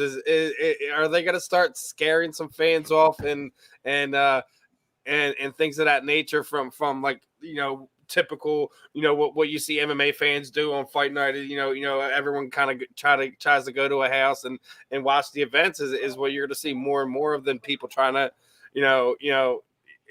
I still think it hurts a lot more people. I know like Dana and most of the powers that be don't have control over that anymore since the sale and stuff like that. I was just talking with Jess about this, but do you think that the money grab from the powers that be up top is gonna run some fans off in general?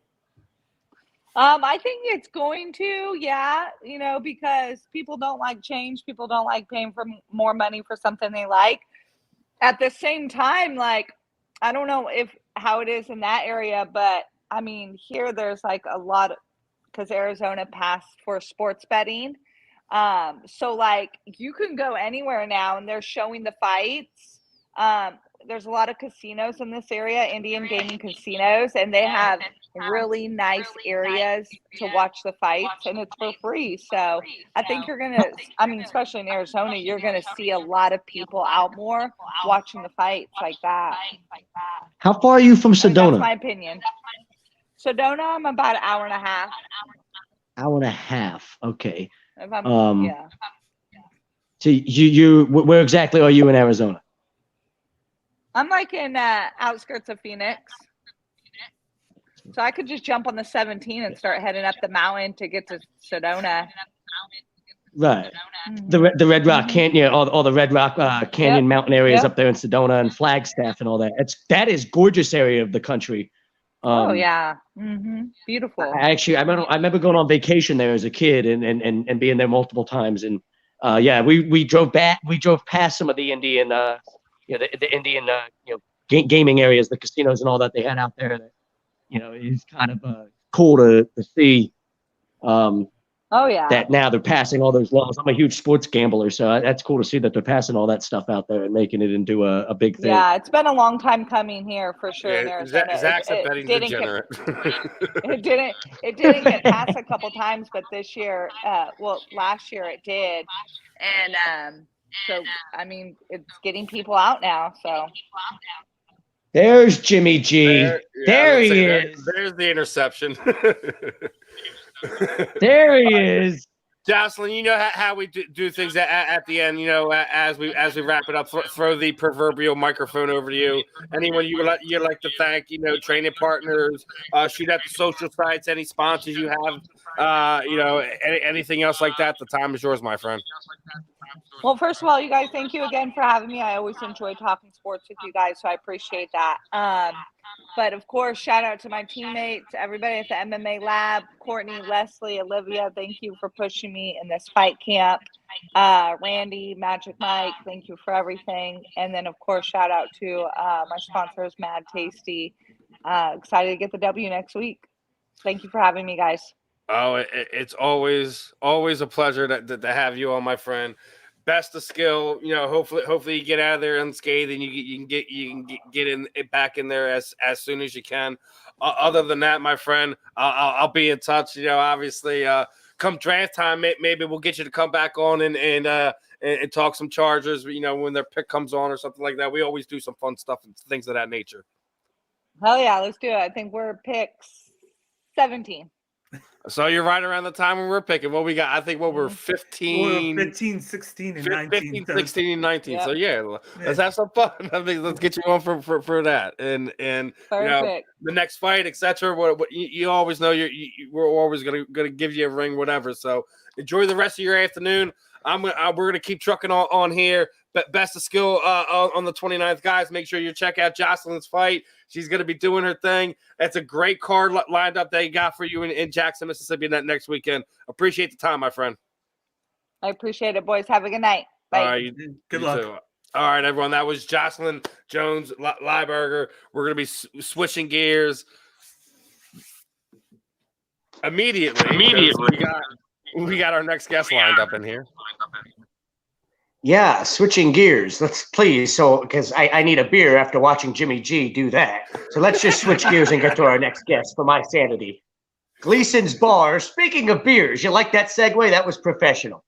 At 6700 Mill Creek Avenue in Levittown, Pennsylvania. Use promo code A2D for 10% off your order whenever you dine in, take out, or go online. Gleason Bar and Steaks.com. For moments like this, when Jimmy G reminds you of Jalen Hurts, late on a read, doesn't have the arm strength to make up for it, and I want to kill myself.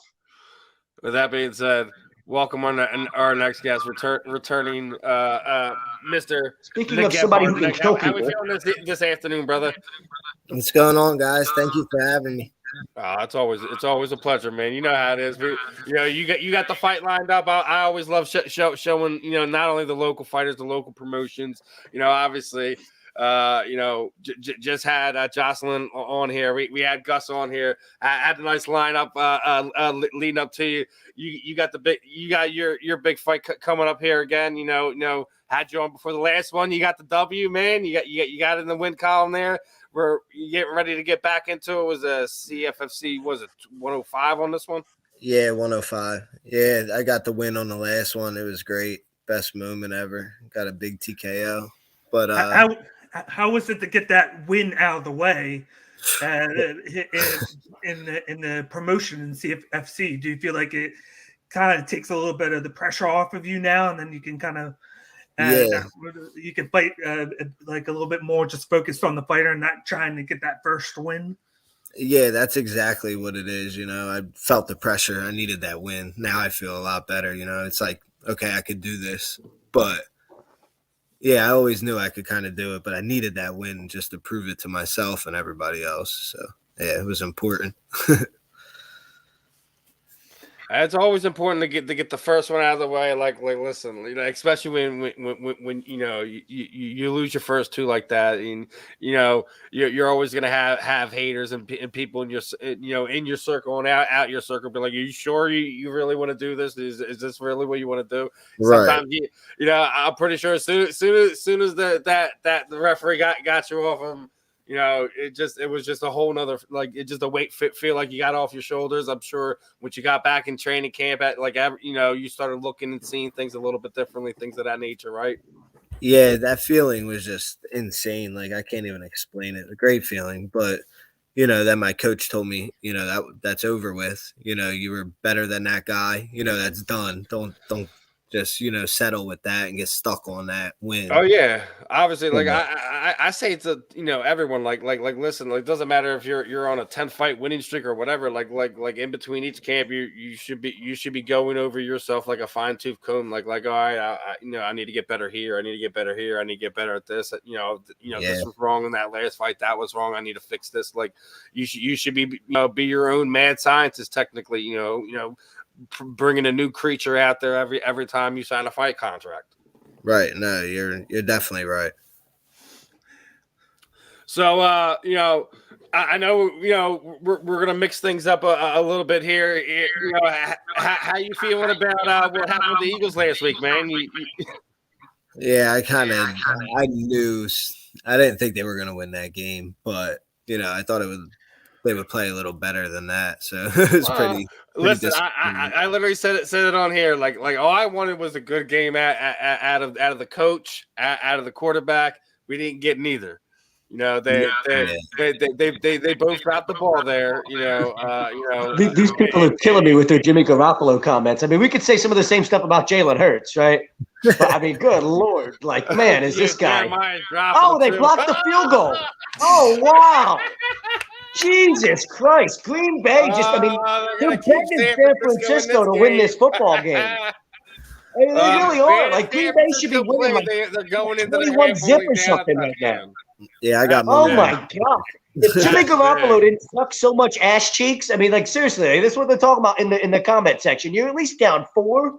He had 0 passing yards through the first, 24 minutes of this football game. He didn't have a single passing yard until 6 minutes to play in the second quarter. And somehow San Fran's in this game. Holy shit. Yeah, but Jalen ain't getting paid. Don't be so surprised. But we still have. What is up with this dude? Defended Jalen Hurts all throughout my chat room. I'm saying it like this: this offseason is more pressure is on Howie than there is any other member that is attached to the Philadelphia Eagles organization. I'd rather go the next year with Gardner Minshew at this point. Nick Sirianni, not Brandon Graham, not anyone else returning from an injury. It's all on Howie Roseman to make this thing right. And now here's going to come Jalen's defenders talking about, we made the Pro Bowl and all this nonsense. Dude, the dude's a noodle arm that can't read a defense, and you literally heard the Buccaneers defensive coaching staff say, this guy can't read a defense. Let's just keep moving him out and confusing him. He can't read shit. Oh, my God. That doesn't tell you everything you need to know. Like, it's over. Like, why are we he can develop? No, we can't. He can't.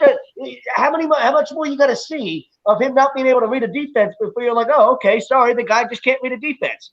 Like, it is what it is. Like, I don't need to see any more of it. And then you don't have the arm strength to make up for not being able to read a defense. AKA just like Jimmy G did on that play. Well, in defense, you did have Jaden Rager, who can't beat a single coverage on the one side. You got to play. That's nonsense. You got to play both sides there. You can't attack the quarterback. But we're not talking about Jalen Rager. No, but we're talking about the weapons that he throws to, and he has no one to throw to because they can't get open. He's the one that chooses to throw to Jalen Rager. He's the one that chose to throw to him on a play where Quez Watkins worked the double move and Burt Crispy, the defensive back, and anybody with a decent arm can make the throw down the field to him. And he's the one that decided to not throw the ball down the field to Quez Watkins and force the ball to Jalen Rager. I don't know how many times you go. Listen, if I'm a quarterback, you think Aaron Rodgers, you think Patrick, you think the great quarterbacks, if they realize this guy stinks and he don't catch shit that I throw to him, guess what? At some point, I ain't throwing you the ball, no matter how open you are or whatever. I don't really care. Stop throwing the ball to Jalen Hurts and throw it to somebody that can make a play for you. But it don't matter when you don't have the arm strength to make plays for your team. I don't want to hear Jalen Hurts stinks as an excuse. He also sat for 4 years behind Brett Favre. What are you feeling, Nick? You feeling that they're going to be they'll still be a competitive team with Jalen Hurts next year and taking a few of these picks, maybe trading one away to kind of give yourself a safety valve in case the Jalen Hurts project is not going to work here.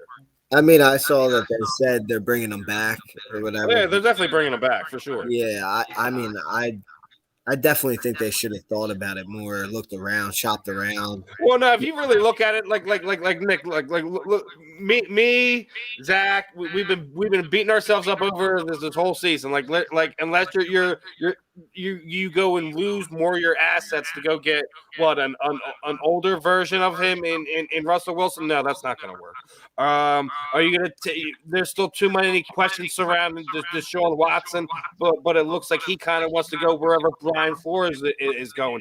So that option's out. You think Aaron Rodgers wants to come here and play for this team? Probably not. That's probably not going to be an option. So where does that leave you? Me and Zach laid it out for you. It basically leaves you with Derek Carr. Derek Carr is a borderline, is basically the same type of player. How about Jameis Winston? Throws bad picks at the worst time, where Jalen kind of tends to just he protects the ball, but what do you think? Russell Wilson over Hurts. I'm with you there. That option seems like a little better to me, at least to be competitive next year. I just think it's a bigger thing because you have things like this, like the draft is probably the bigger obstacle right now that Howie has to get over. He has to nail his first handful of picks in the draft. Has to nail them. Yeah, you're right.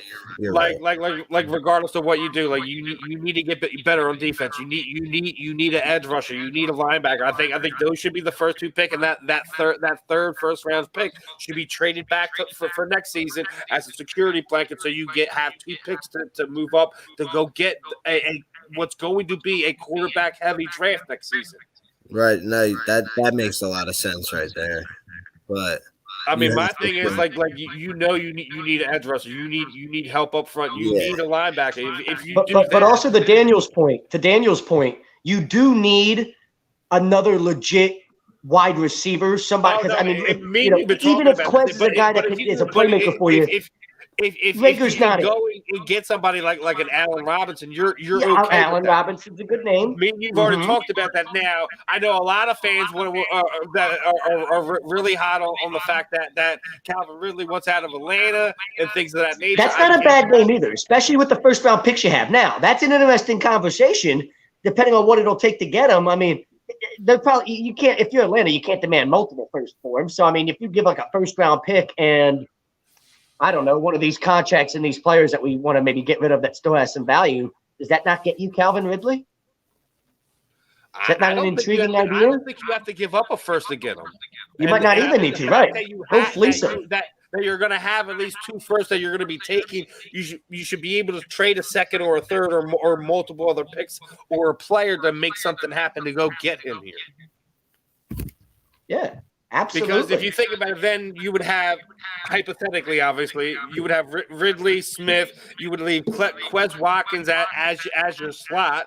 You still have Dallas Goedert, and you still have some good guys at tight end. Then you already have one of the youngest, most experienced offensive lines in the NFL that was arguably a top 5 offensive line. You're going to be relieving yourself of cap space because it looks like Mr. Brooks is going to retire. Saves everyone a lot of problems there.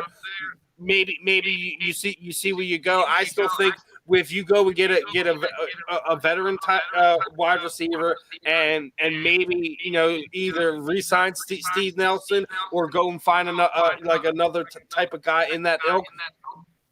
I think you're all right next season. You're gonna get Brandon Graham back. Obviously, all coming off Achilles, you still have to see what that is. I still feel you need to get his replacement now. Josh Sweat is good. Don't get me wrong, but he's still not the guy there. I think that contract he got was a little bit over, but he was about to walk. You had to give him something. Would you trade? Would you trade like multiple first round picks this year, Steven, to move up into the top 5 to try to get like an Aiden Hutchinson, the best edge rusher, the best edge defender in the draft? If I give up multiple picks just to get one guy, I would probably just stay where I'm at. Do you trust them? But here's my thing with that, right? I already said I'm moving one of those picks to cover my own butt for next season. So you're set on that idea. So that means you only got 2 picks this year because you're set on the idea of moving one for next year. Okay. The only way I would do it, like unless it's somebody that really is going to make a difference on this team, that's why I said Aiden Hutchinson for Michigan. I think could be that much of a game wrecker. And Daniel, I don't know how you feel, but like if we're talking about getting 3, say with those 2 first round picks, Stevens get you get 2 okay players that play, that do something for you, but neither one of them has the impact that an Aiden Hutchinson could have. Would you trade 2 first if it meant getting up to the top 5 and getting Aiden Hutchinson? He doesn't want to give up anything because he likes what the free agency is for wide receiver, and I'm not opposed to that. You don't need a superstar on the other side because a lot of people kind of feel we have that in Devontae Smith right now. That guy can make catches all over the field. I do think there's talent in the draft too, wide receiver wires that could develop into one. There's a lot of guys up at the top where you don't have to pay somebody or trade a draft pick where you can use it. There you go, Dan nailed it on the head too. Another reason why I don't want to give up capital for a wide receiver right now. But I do agree where I do like a guy like Aiden Hutchinson, where if you can trade up to get him, he is a big playmaker at a spot that the Eagles rely on a lot at DN. Who can also play in the back because he helped make that Michigan defense, that front 7, just a fear. That's why they made it to the playoffs, was the running game and then his play. He went from having 1 sack the year before to 15 or 16 this year. He just blossomed when he got the playing time. Hey man, I still think that and the miles what you're doing at running back is probably gonna be the more important issues this offseason. We have to see what Howie's gonna do. We're obviously we're still obviously a whole month or plus so away before we can really start getting into these conversations. Nick, who you feeling for the Super Bowl, man? Before we get back to some MMA talk. I got the Packers, honestly. I like that. I'm kind of liking the idea of like the Aaron Rodgers, if there's ever a guy that would take pride in sticking it to people and do it, like Rodgers will not only will he go and win the Super Bowl, he'll then shove it in everybody's face that was coming for him and hating on him over the past, however many years, right? Like he's that type of guy. I'm almost intrigued by the idea of just seeing because he's at a point where he can say whatever he wants. He can go do whatever he wants, be as obnoxious as he wants in the media. And you're Aaron fucking Rodgers. You've earned the right to do that. And I kind of like the idea of just how much he'd like to stick it to people after winning it and being look at me. I'm with you, Dan. We're sticking with defense, but hey, listen, you still have to realize they still need to address the other issues at wide receiver. They can do more things schematically with him, regardless how limited he is with his arm. If you get him another receiver on that outside, that's what the big part about having 3 draft picks in the first round. You can address multiple spots as long as you don't trade.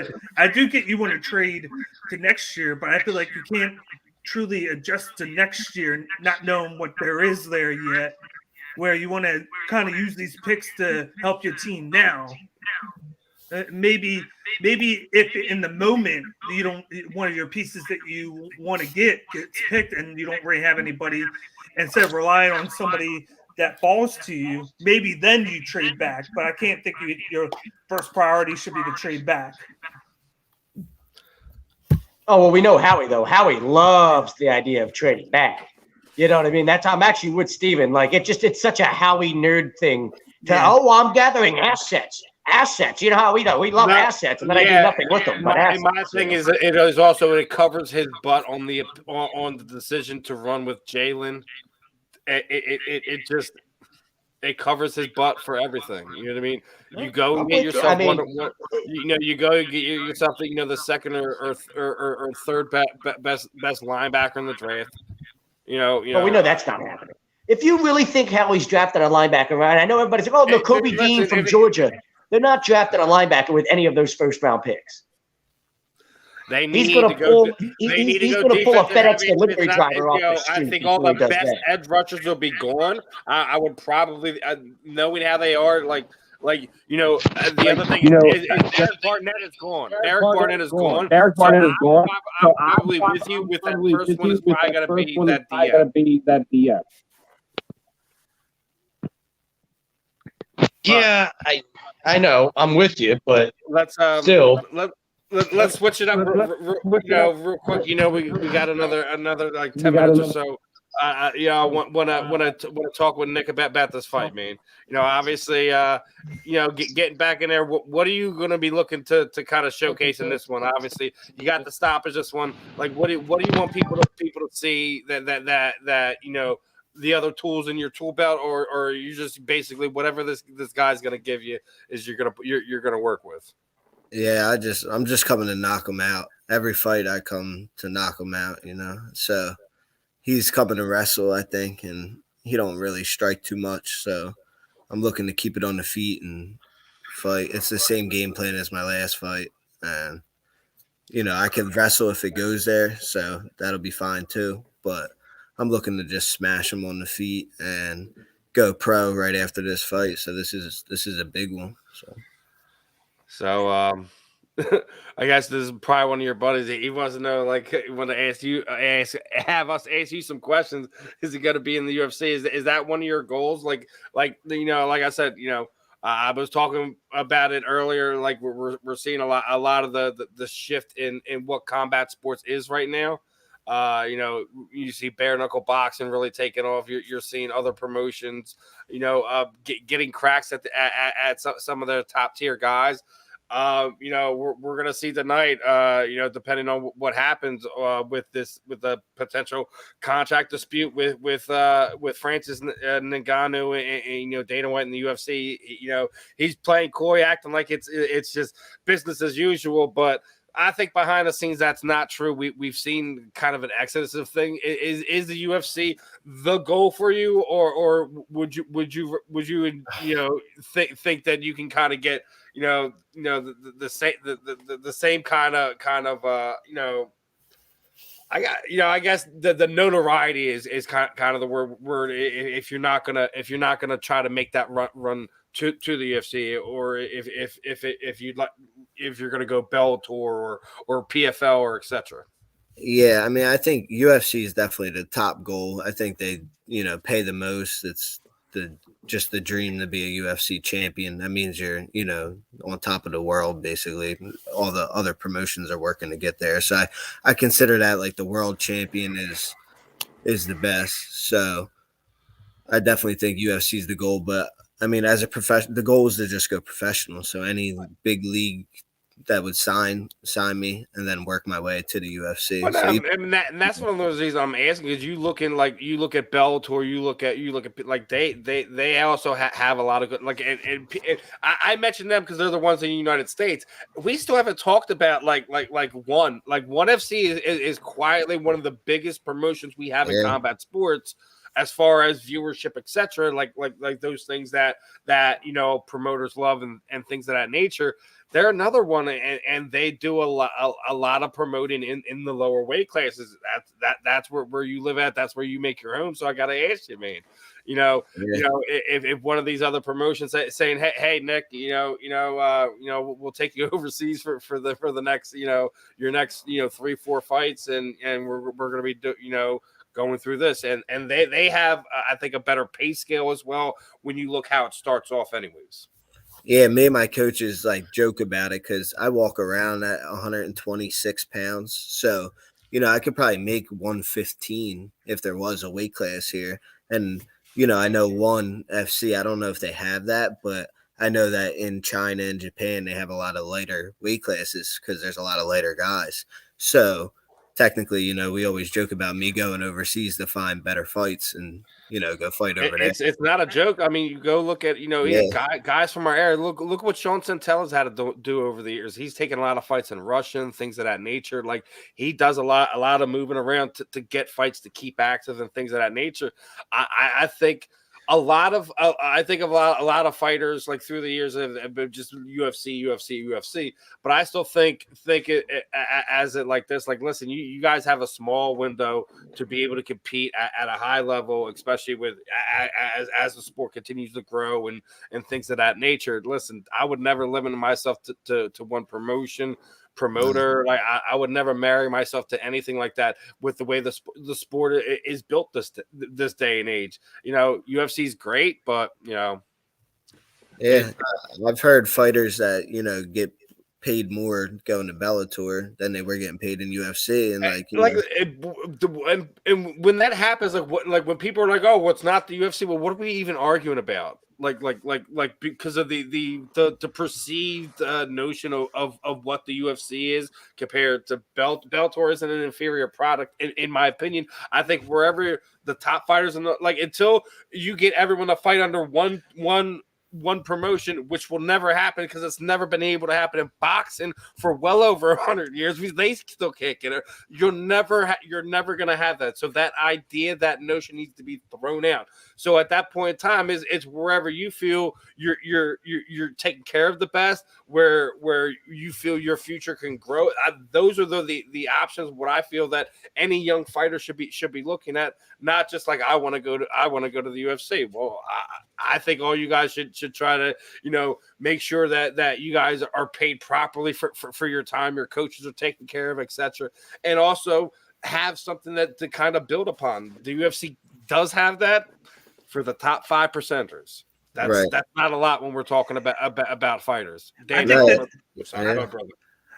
think the thing with the UFC is it's like a give and take with the other promotions. I think UFC is not paying as much, but then they got the endorsements and then the big picture there where you could get your name out there because they're promoted on everything. Whereas like Bellator, ONE FC, outside of China and Thailand, and then PFL, it's more so they're paying to get the people in, and it's not going to be as good endorsements, but you're getting paid a lot more than what you would. So it's like a kind of a trade-off. And I do like you bring up ONE FC, where I do like how they have the smaller weight classes, and then the weight cuts a lot differently. It's more about the water weight than it is cutting weight. They're more lenient with it. And I think for like Americans over here, I think they could go over there, not have to worry about the weight cut as bad, and they could still make a lot of money and get a big name over there. So it's just like another avenue for like a fighter like you to where you can go over and make a living. No, you're right. I always said I'm fighting, you know, wherever they pay me. That's how I look at it. You know, as a pro fighter, you fight to get paid and, you know, feed your family. So I'm fighting whoever writes off the biggest check, basically. But, you know, I don't like to say it's about money, but, you know, if I have a fight offered for $5,000 and a fight offered for $20,000, you know, I'm going to fight for $20,000. So don't matter who the promotion is, unless you know a real good. Get it in writing, get it signed, and get it taken care of. Yeah. So Taylor wants to know who you got in the Figgy Moreno trilogy fight. It's such a tough fight. I mean, I just like Figueiredo because he's so, you know, aggressive. He's so diverse too. People underestimate that too. Man, he's tough. He looks for them finishes. He's a beast. But you know, Moreno, you can't knock him. He works hard and he's in there fighting. His, you know, it's a crazy fight. I'm gonna go with Figueiredo though to take it. Who you got in the main? Who you got in the main event? Is Gage gonna shock the world? You know, I've been hearing that a lot. You know, the last few fighters I've had on over the past few weeks, they've been calling for Cerrone to kind of shock the world and getting Ngannou out of there. Are you feeling that, or are you feeling Ngannou's going to have a big old middle finger to stick up to Dana White when he goes into these contract talks over the next few weeks? No, I think Gain beats him. I think if he's smart, he out wrestles him, and tries to bring this fight to the ground, not get knocked the hell out. So that's how I see it going. I wouldn't even call it a shock and win, because I feel like he's a whiz with the distance management. I'm not saying it's kind of a more the thing is that he's the popular name. Like, yeah, I know, like they did a little bit to kind of slight him with the interim fight and things of that nature. Well, this is his last fight. It's kind of one of the things, like, when you see a guy's been dominant that long, and you have the contract thing coming up, you as a fan, you almost want to see the title change hands, so there's no question of who or what's what. The champion kind of go on his way and things of that nature. But I don't think it's a downplaying of surreal skills by sitting there saying it's a major upset. It wasn't a downplay of anything when we just seen what happened with Miss Pena doing the thing to Amanda Nunes. So, like, hey, listen. It's a crazy time in combat sports, man. We're gonna figure out what happens in this division over the next few weeks, and we'll see. Dana's got a lot on his plate right now. He's got Jake Paul demanding this, that, and the third. He's got a lot of stuff going on. Yeah, there is a lot of stuff going on.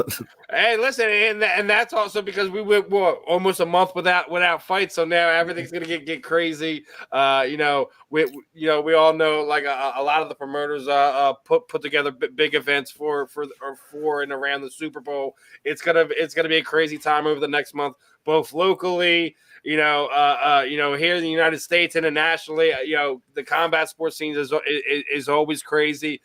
Nick, before I wrap things up, I want to throw the microphone over to you, man. Anyone you would like to thank, trainer partners, teammates, shoot out to your socials, any sponsors you have, anything like that, man. The time is yours, my friend.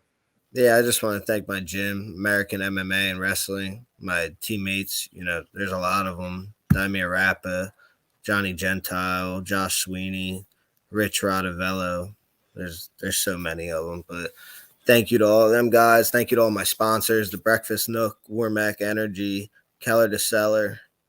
And we're going to get this win on the 29th and go pro. And I'll be on here again to talk to you guys.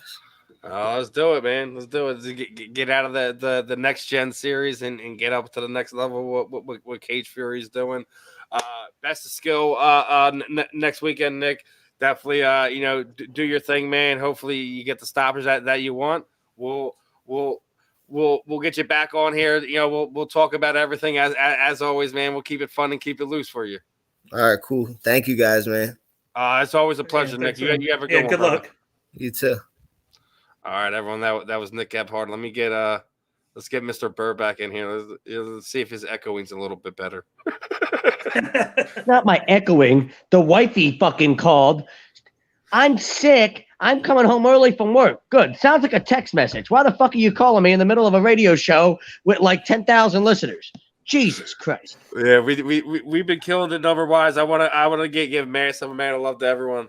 I didn't get a hold of Ralphie in time to ask if he was gonna be able to do it. I'm gonna give this away next week, no matter what. I'll get it situated. Why would the Cavs give us Colin Sexton? What? Probably because he plays the same position as Garland. That's my only. But this is what I'm talking about. Like, we can't just be trading for positions. Yeah. This is listen. We can't just. Yeah, but the Cavs would never do that. Tobias Harris for Colin Sexton and Kevin Love. I mean, like, are you smoking some I smoke some good shit, but you, sir, are smoking some good shit. The only thought process there is I gotta go back Kevin Love's before we contract. sign off. We missed a few right towards the end as we're talking football and still wanting to finish up with Nick. Jeremiah had a few ones. He wanted to know, like, who some of these wide receivers that you want to look at for potential landing spots for here. Obviously, You know what? To be honest, I don't even know if it matters at the end of the day. You might as well just draft a young one that you can try to develop because it's not like Jalen knows how to go through his reads anyway to make it worth it. Oh, great. We went and got Allen Roberts at the BR2. Oh, great. We went to trade for Calvin Ridley to BR2. Well, it doesn't matter because Jalen ain't coming off the first read anyway, whatever the fuck it is that play. So, like, do you not so feel much like for he's that gonna, idea. Just a waste of money. Do you not feel like he's ever going to be able to do that? Because No. If you can't do that by this point, I don't think he can, Daniel. Do you think he can? I've seen other quarterbacks, even Aaron Rodgers. Aaron Rodgers had that issue coming out of college. But not like this. I got to ask you about that. I forgot to ask you about this one earlier, both of you guys. All right. Chad Johnson came out, was in full defense mode of Jalen Reagor. He's got to figure out his third year, guys. Remember what I told you about Nelson Aguilar? I'm like, well, yeah. Nelson, for a 3, he had a productive year, but he went. Have you ever heard Chad Ochocinco say a bad thing about anybody ever? I'm just going to go back to the Tampa Bay game. If you're being single covered and you can't beat the DB off the line of scrimmage, then there's problems. I agree. I agree. That's why we drafted him. That's why we drafted him. He's supposed to be fast. And I know the play you're talking about, Daniel. If you watch that play, that's the play where Jalen scrambles to his left and then tries to throw it late, right? And it got deflected as Reagor was coming across late after getting fucking destroyed at the line of scrimmage. Well, he threw it to Goddard because of Reagor getting destroyed. So he had to go to Goddard. He had to wait time, throw to him, and then it got tipped at the line, like you said. Okay, I don't know if we're thinking about the same play, but I know there was one where Reagor got jammed at the line of scrimmage, didn't beat it. Jalen scrambled to his Jalen Hurts scrambled to his left, and at that point, Reagor was open coming across the field. And Hurts didn't set his feet. He tried to throw it as he was moving to his left, and it got deflected and almost got picked off. But I remember thinking, yeah, that's really bad that Reagor got destroyed at the line of scrimmage like that. But a good quarterback, after extending that play to the left the way Jalen Hurts did, is actually able to set his feet and then make that throw after Rager's coming across late. And Hurts did nothing but just make that play even worse at the end. Now, you're right. That play is designed, everybody, the way everything else was going with all the other receivers, you need Reagor to win that one-on-one at the line of scrimmage, and he didn't. He got absolutely destroyed. But even if he wins that one-on-one, does that do anything for Jalen Hurts? I mean, does that help? To me, I don't know if that helps Jalen Hurts make a throw there or make a play there or not. Well, it gives them the option to throw it there. Then you're not getting the ball batted up at the line of scrimmage. But just personally, I feel like we got to see how he does with the offseason, see if he can correct any of the stuff that he's done. Jalen Hurts, I'm talking about, and then see what he does this year. We got all these. Richie Max got to come back for you. I forgot. Sorry, Zach. We'll get to that in a minute. I like going back and forth with Daniel. It's fun. Yeah, we got the cap space coming in. Of course, we're getting the Wentz contract taken off. I think we have one more year of the Jeffries contract. But like you said, Jesus Christ. Yeah, I totally forgot about that. Oh my God! We got the Brandon Brooks contract. Luckily, because he's retiring, we're going to free up there. Plus the 3 first rounders. I want to see what we can do to put around. Here's the thing: like you have to think about it this too. Like we blew for first round on Jalen Reagor. We blew a second round on JJ Arcega-Whiteside. We still technically at this point in time blew a first round pick on Andre Dillard. We don't know where he's going to fit in on this offensive line next season. He's interesting. What if you packaged him in a deal? Could you package him in a couple first? I think he should be more your enticing piece to trade on draft day. Honestly, I think he's going to be one of those things. He's going to get you where you want to go in something. Maybe even a piece to kind of go and fix a hole in the defense, etc. Whatever. Someone becomes available. Real quick, here's my thing with the idea now, and I'm because you don't really have a better option unless, I guess, a better option becomes available. Yeah. There is no point of just making a lateral move and not going with Jalen Hurts.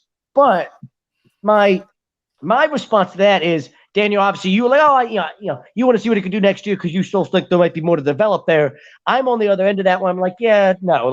As far as what he is as a passer, it is what it is. And I think I get more value if I try to trade him now as opposed to letting him stink it up next year or hurting his value by not playing as well next year. And then you're in a position where you're like, well, now he has no value and I can't get anything for him. What if I could trade him in a couple of firsts to get Russell Wilson? I still think I do that, or him in a first and Dillard. I still I'm think not I giving do up it the and think capital, about it. but like, If listen, he I could definitely hear you where he's not the guy. But go ahead, Dana. Go ahead. If he could do that, I'd be all for it. It's just a matter of, do you think that that's going to make your team like where if you bring in Russell Wilson, I feel like you got to win the Super Bowl. I feel like that's what you got to do. Got a 3-4 year window, but that's what I want. I want a 3 or 4 year window. And do you think it's worth it? If he could do it, by all means, I can understand that. But with everybody else, I don't feel like there's anybody worth in the draft. I don't feel like free agency or just like he said, Watson's probably not going to happen. I don't think bringing in Derek Carr is going to make us any better. I just feel like stick with him for this year. See what you can add with those with the draft capital that you have. And if he's bad this year, look for somebody next year. Use the draft capital. Get better on defense. If you could still be around. Hold on, Steven. Hold on. Season as well, you put yourself in a position to still be in the playoffs.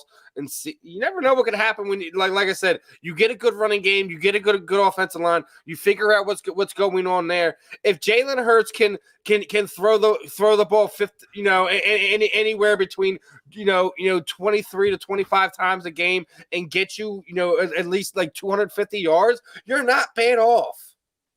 Yeah, but that's not what franchise quarterbacks do for you. And I guess but we don't really need him to devil's be advocate the guy right now. We just need him to be the guy within the system and this that's offense bullshit. And run it efficiently. I always need a franchise guy at the quarterback position.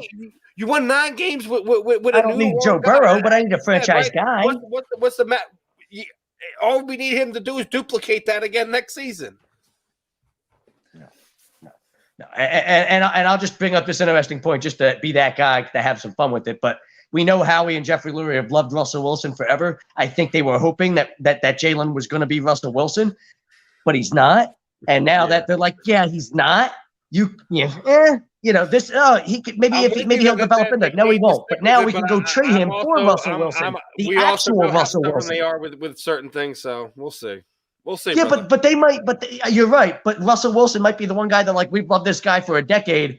Fuck being stubborn. We like him. We finally have our chance. Go make it happen. He's 6'10", Richie. I'm with you. Yeah, that's what does that matter? If you're late on a read and you don't have the arm strength to make up for it, you just start with Jimmy G. It's not just Jalen Hurts.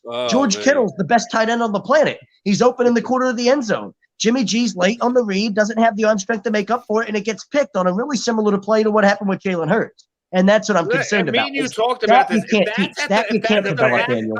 And the funny thing is, they're not going to get any better with Trey Lance because he's not any better than Jimmy G with throwing the ball. Yeah, but what you don't know about Trey Lance is what his upside is. At least you know what Trey Lance, he has upside. Whether it's going to develop or not, yeah, you're right. We don't know, but if I know what Jimmy G is, and I think, it is what it is, I'd rather go with the young guy in Trey Lance and see if I can develop him, especially if I'm Kyle Shanahan and this is kind of what I'm known for, and I should trust my offensive coaching staff to do this just because it's us. And if it don't work out, okay, but what am I doing with Jimmy G at this point except treading water? Winning 9 or 10 games every year, good for me. in a stacked division, too. Yeah, exactly. But I'm with you. I haven't seen anything from Trey Lance to make me think he's going to be anything special. But now I don't want to keep this going too long because obviously we're running a little bit over our time. Both of you guys kind of get our final points out here. Put a bow on this one, and get reloaded for next week, fellas. Wilson ain't getting $50 million a year for 5 years. You might give him that for 3, but he ain't getting that over 5. I hope you're wrong, Bryce. I don't want to go after neither one of them right now. As much as we know that I'll take Jalen isn't the guy. Watson's going where Flores goes. We already know that. Let's be honest, right? We've heard that. We already know for a fact wherever Brian Flores gets hired, Deshaun Watson's going to end up. That's almost. I might bet money on it, like if I saw like a line on it on Bovada or something tonight. That's how confident I am in that. That they won't be together, or they will. That they will. Oh, absolutely. I think all the writing is on the wall. Wherever Brian Flores gets hired, Deshaun Watson's the quarterback. Imagine if Flores goes to Houston and then Watson stays. Imagine that. They're about to hire Jonathan Gannon. That's all about to happen there. Yeah. What I'm scared about is Flores ends up with the Giants and Watson ends up there. To be a bidding war over Russell Wilson where we don't have to give up anything and somebody else blows their future on him and he's only there for 3 years. I actually like that because Howie's good at that too. Howie will sit there and overplay his hand just to get somebody else to come in and overplay it even worse and fuck up their future. And then he'll be like, okay, good. You guys have fun with that. And, we'll just ride with Jalen next New York, please get in on the bidding war, please. Seriously, yeah. Exactly, yeah. He'll do that. He'll just drive up the price. Russell Wilson, he's not the guy that he was a few years ago, no matter what you say. No, I'm with it. And I don't think he can make up for before we put a bow your on this team's one, deficiencies. Yeah, the last thing I'm going to say is I'm just the type of guy that I want to give a quarterback 2 years, especially when we drafted him with the second round.